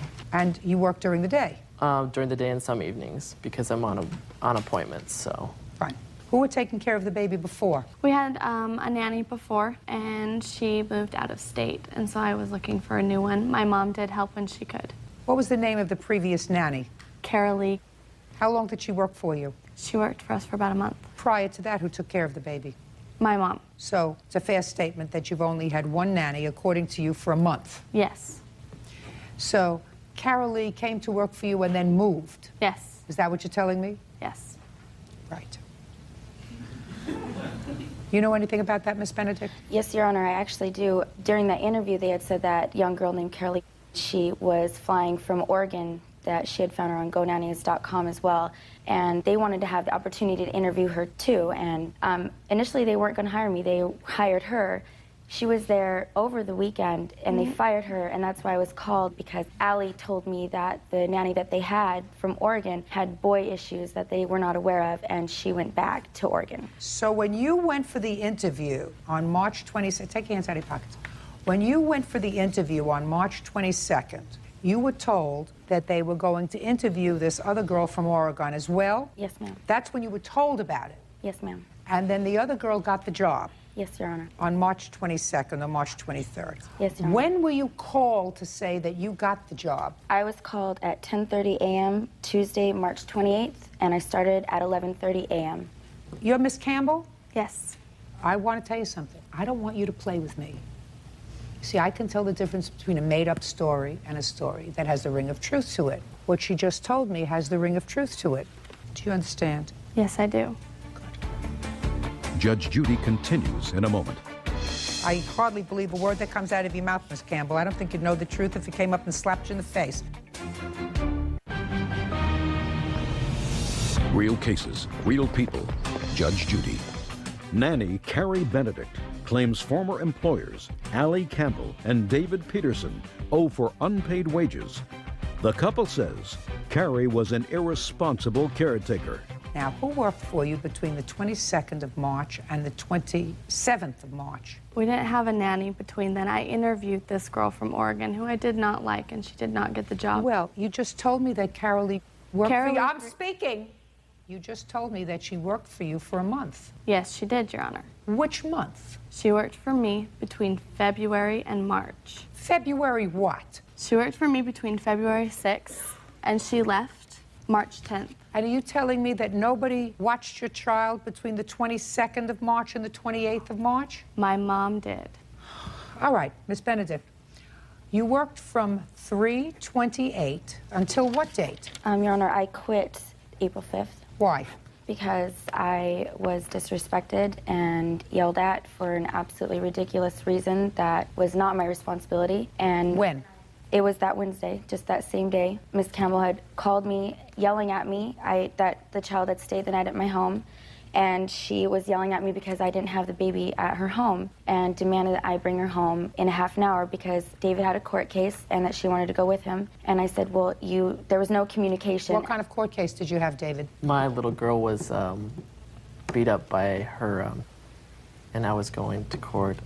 It was basically protective order case, my little girl. So you had a court case? Yes. And Miss Campbell was accompanying you to the court case? Yes. Why did the baby have to be home if Miss Campbell was going with you to court? David? Well, we wouldn't bring the baby to a court case. Well, then why did she have to come home? Why did who have to come home? The baby. I think we're talking about different dates here. I'm talking about April 5th, when, according to Miss Benedict, Miss Campbell called her and said, bring the baby home because David has a court case. We have to leave. Is that the conversation? Yes, Your Honor. So my question is, why would Miss Campbell need the baby to go to your court case? Well, because if we're going to be gone for the afternoon, someone needs to be watching her, and she was supposed to have her back at 10, so we'd already arranged with her mother to take over at that point. So she needed to be with another sitter. All right, fine. So let me just understand this, so I get it straight. You're saying, see, I'm not asking her any questions. Right. I'm asking you the questions. Okay. Miss Campbell told Miss Benedict to bring the child home because you had a court case and her mother was going to come to take care of the baby so that the two of you could go to the court case. Is that correct? Correct. And you're sure about that? Well, it wasn't that she was coming to take care of her. We're going to take her to her mother's. Okay, so the two of you were going to drive her to her mother's house Before I went to court. before you went to court. Correct. That's the reason why, is that right? That's the reason why. I want you to read what I have underlined here, sir. That's the response to this lawsuit. What does it say there? This caused Kinsey to miss a doctor's appointment. Yes, give it back to me. Okay. That's not true, is it? It wasn't a doctor's appointment that was at issue here. It was you're going to court, according to you, and taking the baby over to her mother's house so that her mother could watch the baby. These are two separate instances, though. Really? There was an instance where she needed her shots and was unable to get them and did miss a doctor's appointment. And then the last one where she got fired was when, we missed a court case because she didn't bring the child back when she said she would, and we were unable to reach her for 2 hours. It became clear to me that Carrie was too responsible to be our nanny. Therefore, I fired her that day, April 3rd. Judge Judy continues in a moment. Want justice? Go to judgejudy.com or call 1-888-800-JUDY. Listen, I don't know why I'm torturing these people anymore. When somebody works for you, they get paid. You work, you do weddings, you get paid. You work, you do whatever you do, you get paid. Somebody doesn't work for you for a week for nothing. And if you have your mother as a free babysitter, that's just great. But when you hire somebody, there's no slavery in this country anymore. Ridiculous. Your defense is stupid.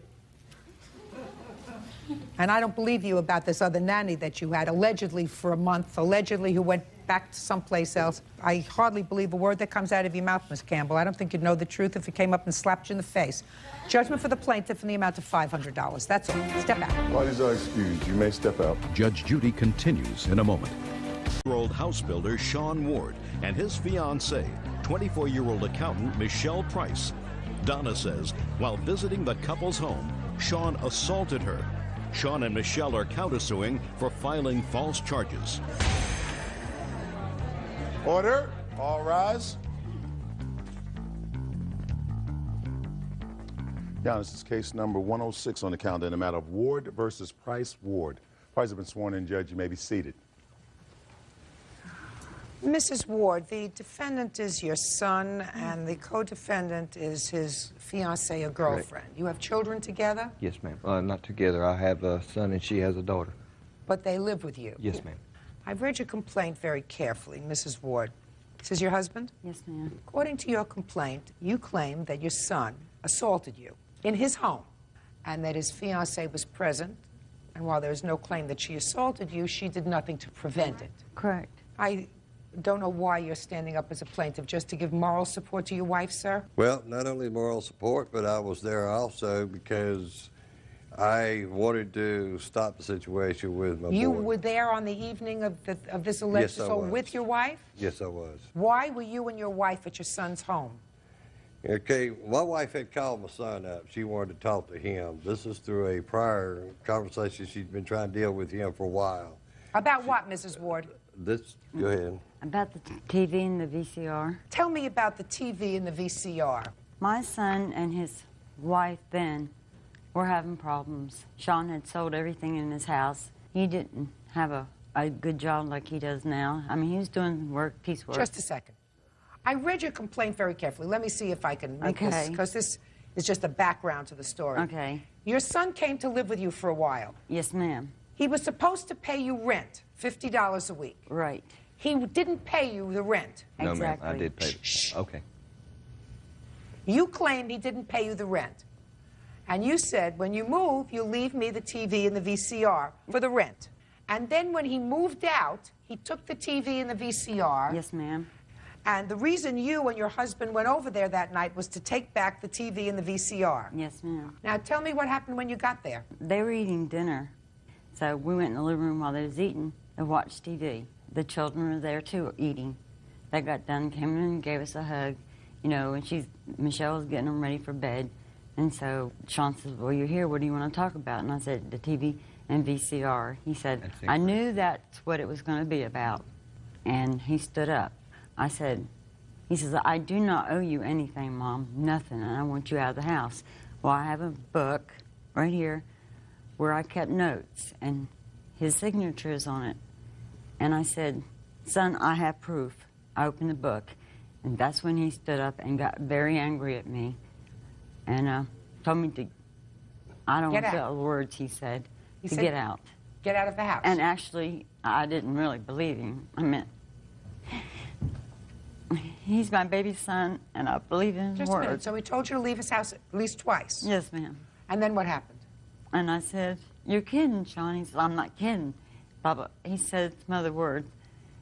And I said, then I'll go up and get it myself. I know I can't. Look at me, how much I weigh. I knew I couldn't get it myself. Where was your husband during all this time? Can I speak? I was in the living room. So you were in the living room. So your Yes. wife was going to go upstairs and take the TV and the VCR.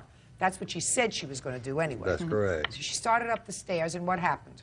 Mrs. Ward. Well, as she proceeded to start upstairs, first of all, I was shocked on the whole situation, the anger he threw at his mother. As I seen this anger, I just kind of looked at him and said, you know, you shouldn't talk to your mother that way because she is your mother, irregardless, you know, what she says or does. She proceeded to go upstairs. I went with her upstairs to slow her down and said, honey, I think we might as well go ahead and leave. And she says, well, I'm not going anywhere. I'm going to stay right here till he either gives me the VCR and the TV. And at that point, he says, well, I'm going to call the sheriff. She said, well, go ahead and call the sheriff. And he just got angry at that point. He says, well, the heck with it. As I was proceeding to hold her back a little bit from proceeding upstairs, then he turned around and got angry and turned around and says, well, by God, I'll get her out. Then he jerked her off the step, holding onto the steps, threw her on his back. I told him, do not hurt your mother. He says, oh, I'm going to put her out if that's the only way I can get her out. Then I heard a big old thud in the living room, and I come running in there. She had hit the floor. I don't know if he dropped her or what happened. She was really hurt, and at that time she was speechless. She was shocked, and she says, I am going on my own. You don't need to manhandle me anymore. Incorrect. So he proceeded to pick her up by the arm, straight up, head on out the door, all the way to the car, slammed her into the car. She hit her head on the door as she went in. And at that time, he just said, this is where you're going to stay, get out of here. So that's as far as it went. Why I didn't do anything, people says, well, why didn't you get a pipe and hit him over the head? First of all, he's my son. I do love him. I love my wife both. They're trying to make a choice so quickly, and I'm not really much of a match to go jumping ahead and start doing something to my son again to his house. So there's a lot of thoughts had to go through my head. And Was your wife drinking that day? No, she was not. She had anything to drink of an alcoholic nature. Just No, make sure. She doesn't. She don't drink. She might drink a little something that wasn't alcohol. that Okay, had so anything to do with this was not alcohol related. She was in total control of her senses It was drug when she induced. came to your house. Is that right? Drug-induced, not alcohol. Judge Judy continues in a moment. That was part of the deal. Deal, Schmiel, listen to me. I gave him a place to live, Your Honor. Big deal. He's your child. And later today, The relationship was quite expensive. He gave me a promise ring. She was constantly asking for money. He promised to marry me. I felt that I was being taken advantage of, literally. real cases, real people. Judge Judy. Donna Ward says her son, Sean Ward, assaulted her while she was visiting his home. Sean says his mother was belligerent and refused to leave. You take prescription medication? Yes, ma'am, I do. Now, you have photographs of your injuries? Yes, ma'am. I'd like to see them.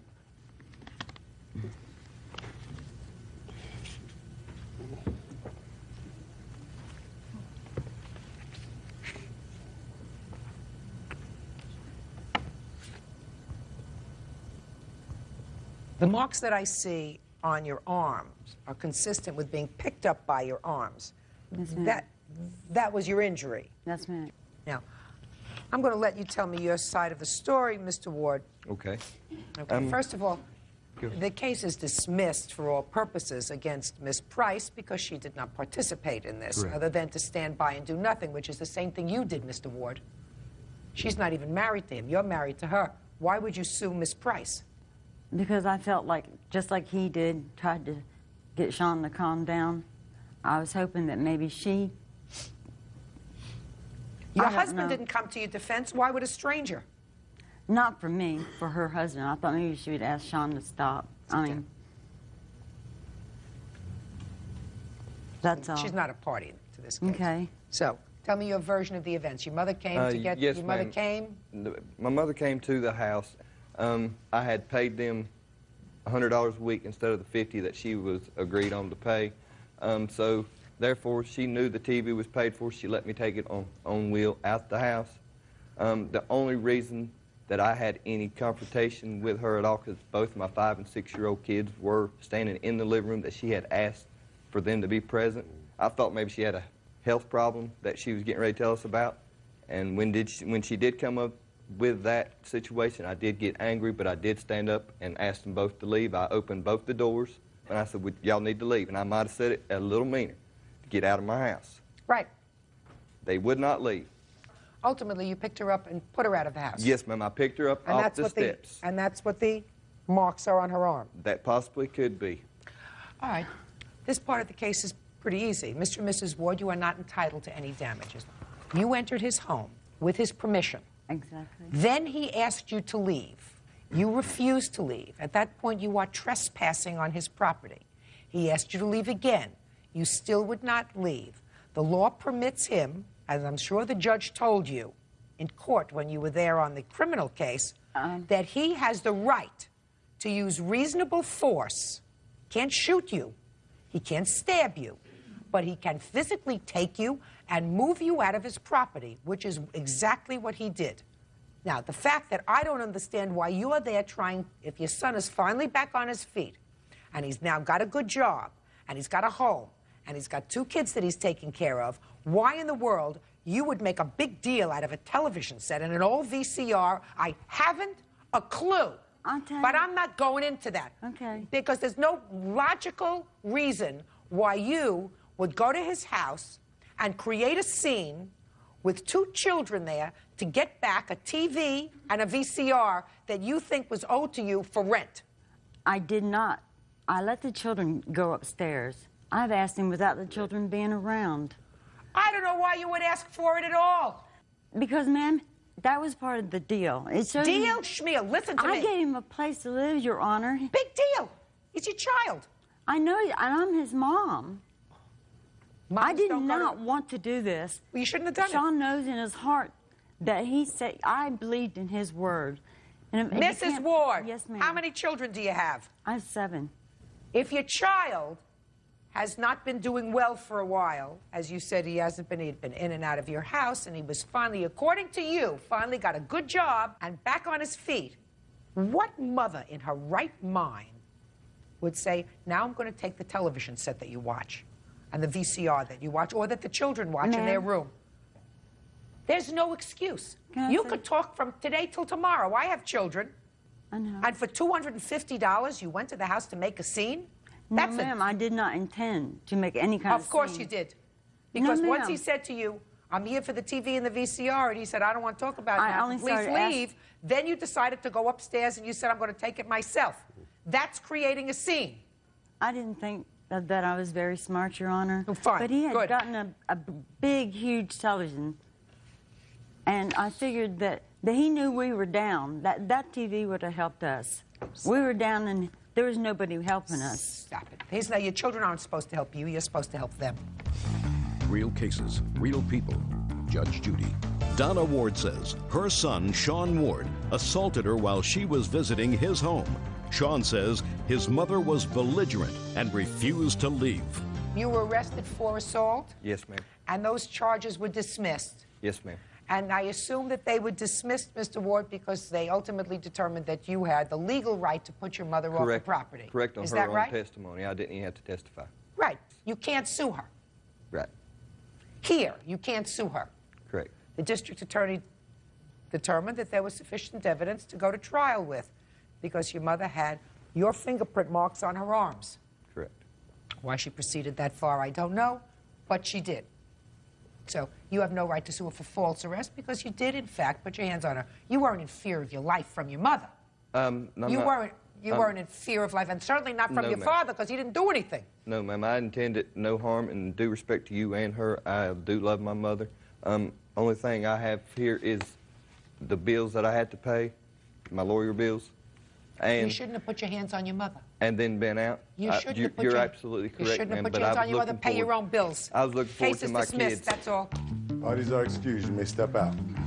I have always believed in his word, and you can't stand by your word. What else do you have? He's upset with the fact that he's fighting with his mother, I mean, which no person wants to be, and I just wish it would all be over with. I would like us to be a family. I don't know if that's possible. What I wanted was just my name to be cleared, and that happened. So I'm very happy about it. And now the next case.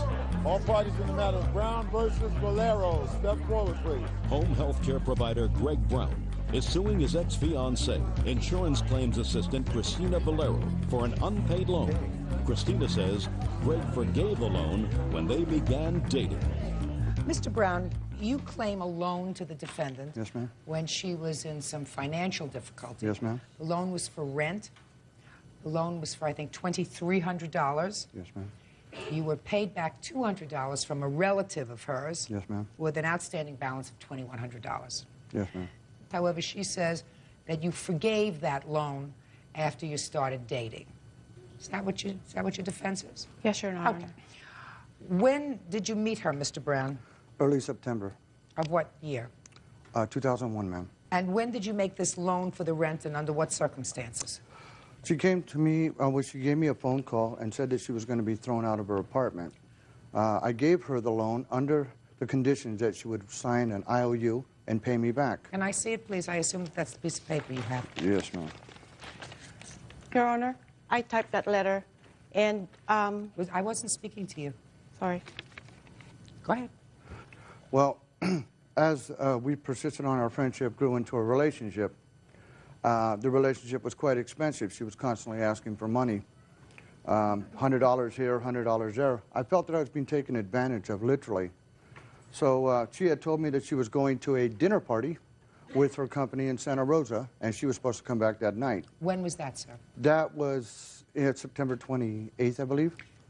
Still during the month of September? Yes, yes. She refused to come back because she said she fell asleep in her car and was there all night. Well, I'm not exactly a fool, so I figured that she was doing something she wasn't supposed to do. At that time, I figured her irresponsibility to the relationship was not what I was looking for, so I dismissed it. So you terminated the Yes, relationship? I did. Okay, and you asked her back for the money? Yes, I did.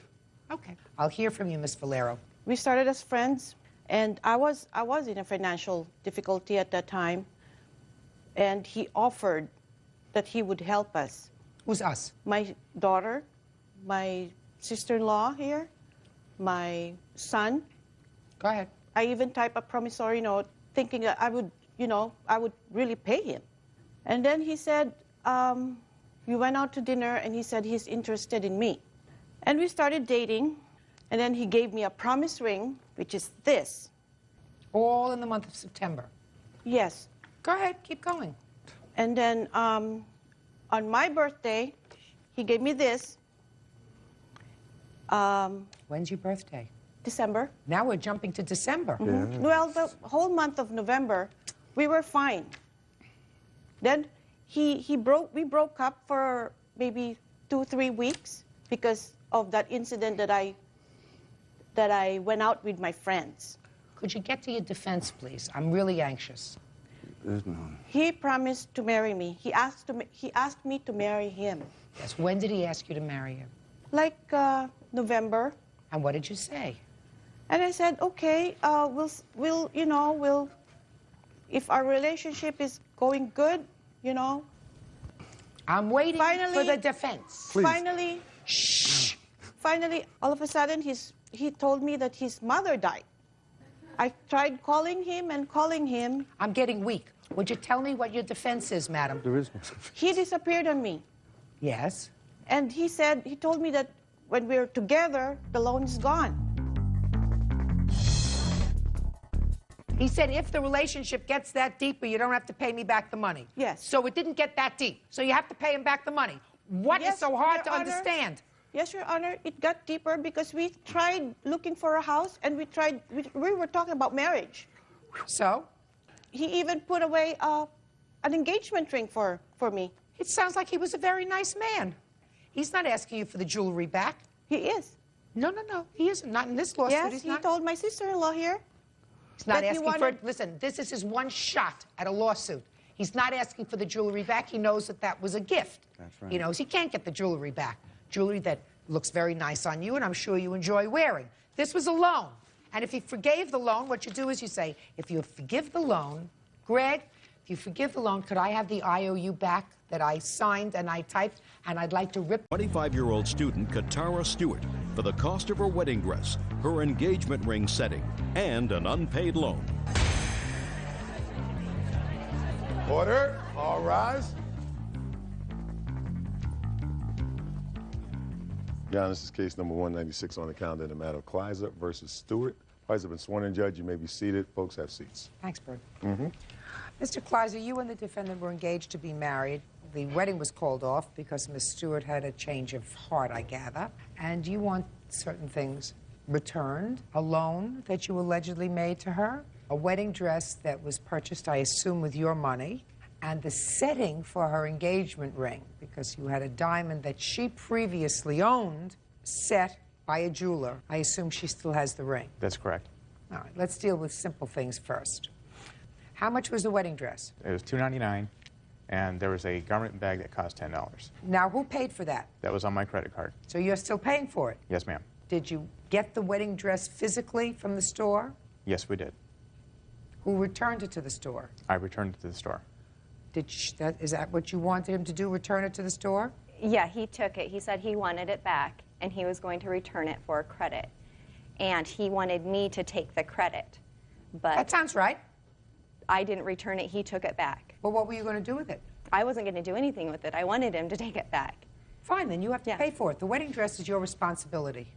If you changed your mind, there is certainly, if he had gotten it to...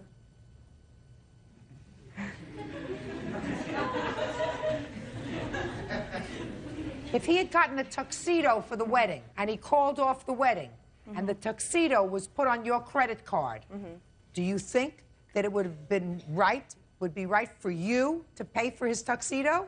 Well, if I kept the dress, I could understand that I would need to No, pay you're not for going to it. keep the dress. You're going to get a credit. So the next time you decide to get married, you can go and buy a new dress and pick out a new dress at the same place where you picked out this dress.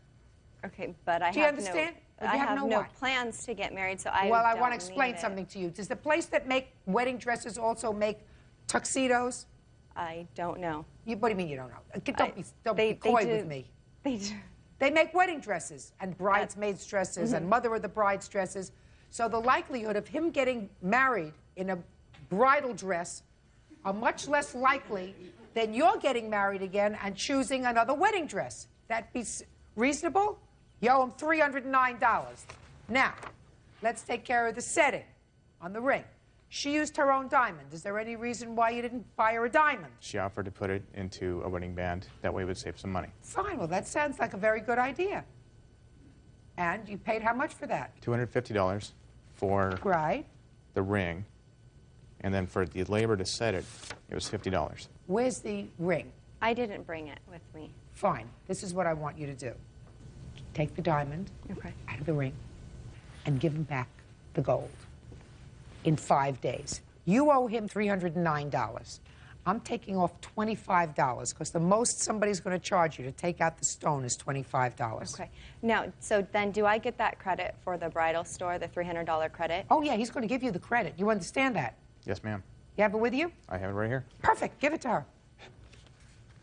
There it is. So now we're easy with that. Take care of those two things. Wedding dress and setting. Now let's get to the loan. Talk to me. She had asked me to put a computer on my credit card. The credit card was Best Buy. They had a no-interest Were you finance. living together or just... We were just dating at the time. Okay, go ahead. There was also a camera put on the same thing. She didn't have the credit herself, so I put it all on the same. Camera for? She wanted a Canon camera. It was also with no interest financing. It was something she wanted.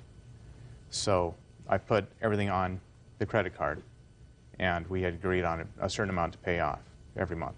No, tell me about it. Agreement was Look at me.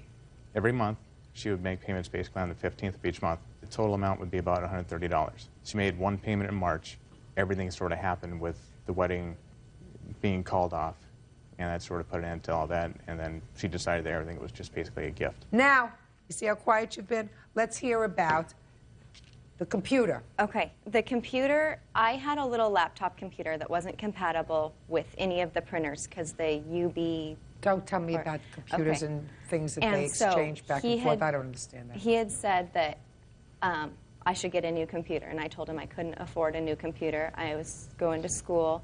And so he had been looking at the Best Buy ads, and he said right now that there was zero financing, and he had purchased a TV, I believe, at the zero financing, and he said we should go look at them. And so we went and looked at them, and they were, they had good deals on them, but I couldn't afford it, and he knew that. I told him I couldn't afford it. I'm a single mom. I'm going to school, and he said, don't worry about it. Judge Judy continues in a moment.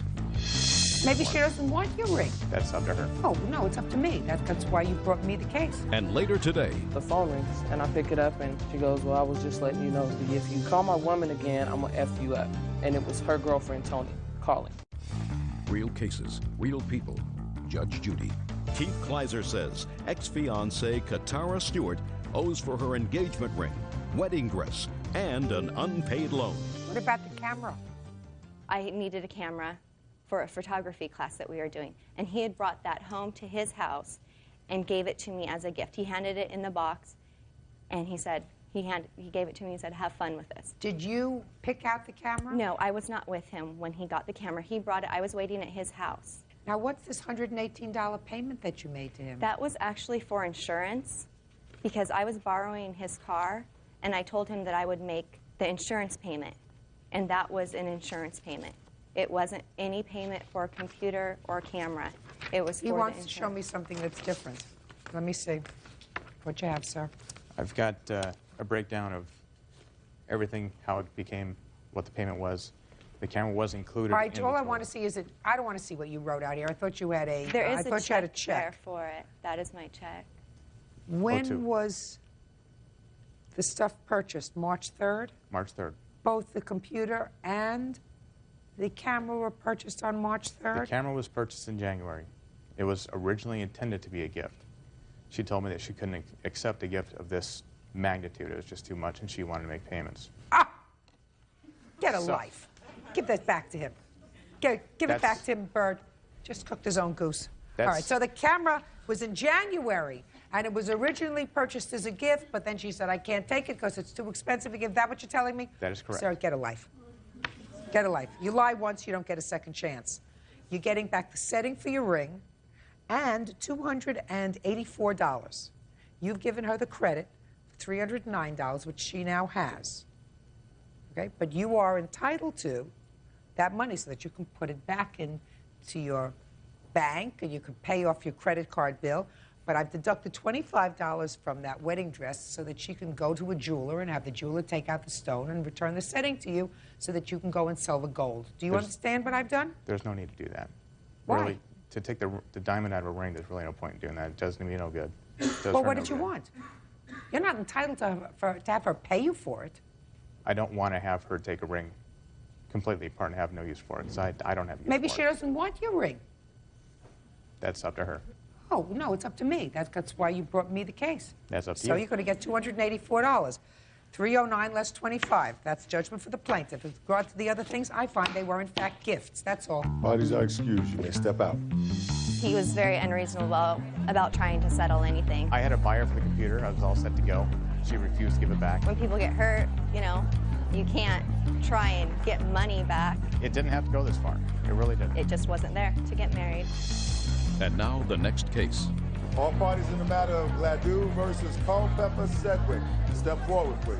Administrative Assistant Heidi Gladue is suing her former friends, 23-year-old customer service rep Michelle Culpepper and 19-year-old customer service rep Wayne Sedgwick for trashing her belongings. Miss Gladue, for some reason, you were living with the defendants for a brief period of time with your daughter. This didn't work out. They asked you to leave. Is that right? That's correct. And you left, but when you left a lot of your property there. And it is your claim that at some point they took your property and threw it in the dumpster. Yes, ma'am. So you want them to pay you the value of the property that you claim they disposed of. Yes, ma'am. The defendants say they gave you plenty of opportunity to get your stuff out. They had no obligation to keep it. And finally, when you didn't come pick it up, they disposed of it. Correct? Yes. All right. Now, how did it come about that you and your daughter went to live with them? I was going through some personal problems at the time, and Michelle and I had become really good friends, and I told her I had to move out of my apartment, and she said, well, you can come stay with me, your daughter, and you can come stay with us. You don't have to worry about anything, you know, just come and stay with us for a little while until you get up and off on your feet again. That sounds like a very nice thing. She sounds like a lovely person. Mm-hmm. And so when did you move in with them? It was the first weekend of July. Okay. You moved with your daughter. Did you come with any furniture or just your personalty? Everything that I owned that was in my two-bedroom apartment went with me. I had told Michelle beforehand. You mean she had no furniture? Well, she had furniture in her house too, but we had one of the rooms of the apartment that she was staying at, so most of my stuff went in there, and then in the kitchen where they did not have a table and stuff, that's where my couch went. They're really nice people. Okay, what happened? There was a misunderstanding one day where we were, according to Michelle, inconsiderate of her feelings. Like? Well, her mom was missing one morning, and nobody could find her. And Wayne, Lois, and I were sitting in the living room. And Who's to kind of Wayne? lighten the mood. Who's Wayne? Wayne is the other defendant. To lighten the mood, Wayne and I decided to tell Lois about this incident the night before that Michelle had bent over to pick up something and kind of fell, and we were kind of laughing about it. And she felt that we were being insensitive to the fact that her mother was missing. So? She asked us to leave, that we could stay the weekend if we needed to, and that she wanted us out. Go ahead. I told her that I was currently on unemployment at the time, so I was waiting for my unemployment check to come to me. I told her I needed some time, and she said that was no problem. Okay. On the 16th, I received my unemployment check in the mail. I went and I got a U-Haul truck and I got my storage area, which I have all receipts for. I told her that I would be there the following morning at 11:30, that if anything should change by that, I would give her a call. Unfortunately, that morning, my mother was admitted for pneumonia in the hospital, which I have documentation of, and I did not get out of that out of the hospital until about 2 o'clock in the afternoon. I called her at work at about 3:30 and told her what was going on and that I would be there tomorrow at 11:30, and she said, fine. About an hour later, she called me back and said that her and Wayne had something to do and that they wouldn't be back at the apartment until around 1:30. So I told her, fine, I'll be there between 1 and 1:30. So as far as I was concerned... On the 18th? On the 18th, that I would be there between 1 and 1:30. On the morning of the 18th at around 9:30, I received a voicemail message from the defendant, which I have a copy of on tape. So, and which said? Pretty much said that her mother had received 3 more threatening phone calls, her apartment manager received 4, and that I could get all my stuff out of the effing dumpster. Okay. Now, who's going to speak? I will. Good, thank you. When everything happened where I asked them to leave, it was just like she said, you know, the thing happened with my mother there in the living room joking around. And I let them know that they had 1 week, exactly 7 days, to get them and their property out of my house. Okay. They left that day and came back, I believe, 2 days later and grabbed some clothes and stuff. After the week was up was when I started calling Heidi. Because she had called, and it was like, one day she told me, you know, oh, well, I'm waiting to get my check, and it didn't come, and da-da-da-da-da. And then I ended up having to, I was at my mom's for something. I can't remember exactly why, but the phone rings, and I pick it up, and the lady on the phone asked if I was Michelle's mother. And I said yes, because I didn't know who it was, so I just kind of went, yeah, who is this? And she goes, well, I was just letting you know, B, if you call my woman again. I don't understand. If I was letting you know, if you call my woman again, I'm gonna F you up. And it was her girlfriend calling. I'd already had problems with it before, and I did know the voice when I heard it. And so I went home and I called Heidi and I asked her, you know, what is this with calling my mother's house?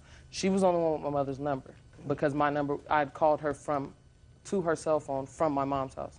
So Was somebody that you had lived with? Her My girlfriend. significant other, ex now.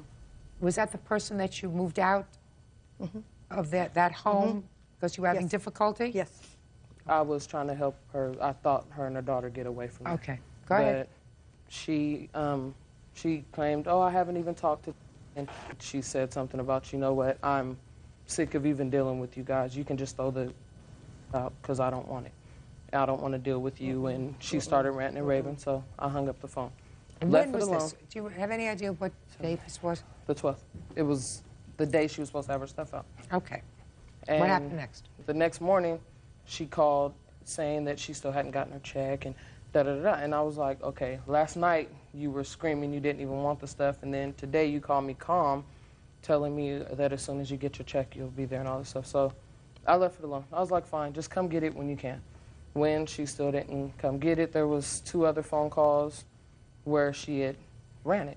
I don't want it, and I don't want to deal with you, and you guys can this and that, and just yelling. And so I left it alone.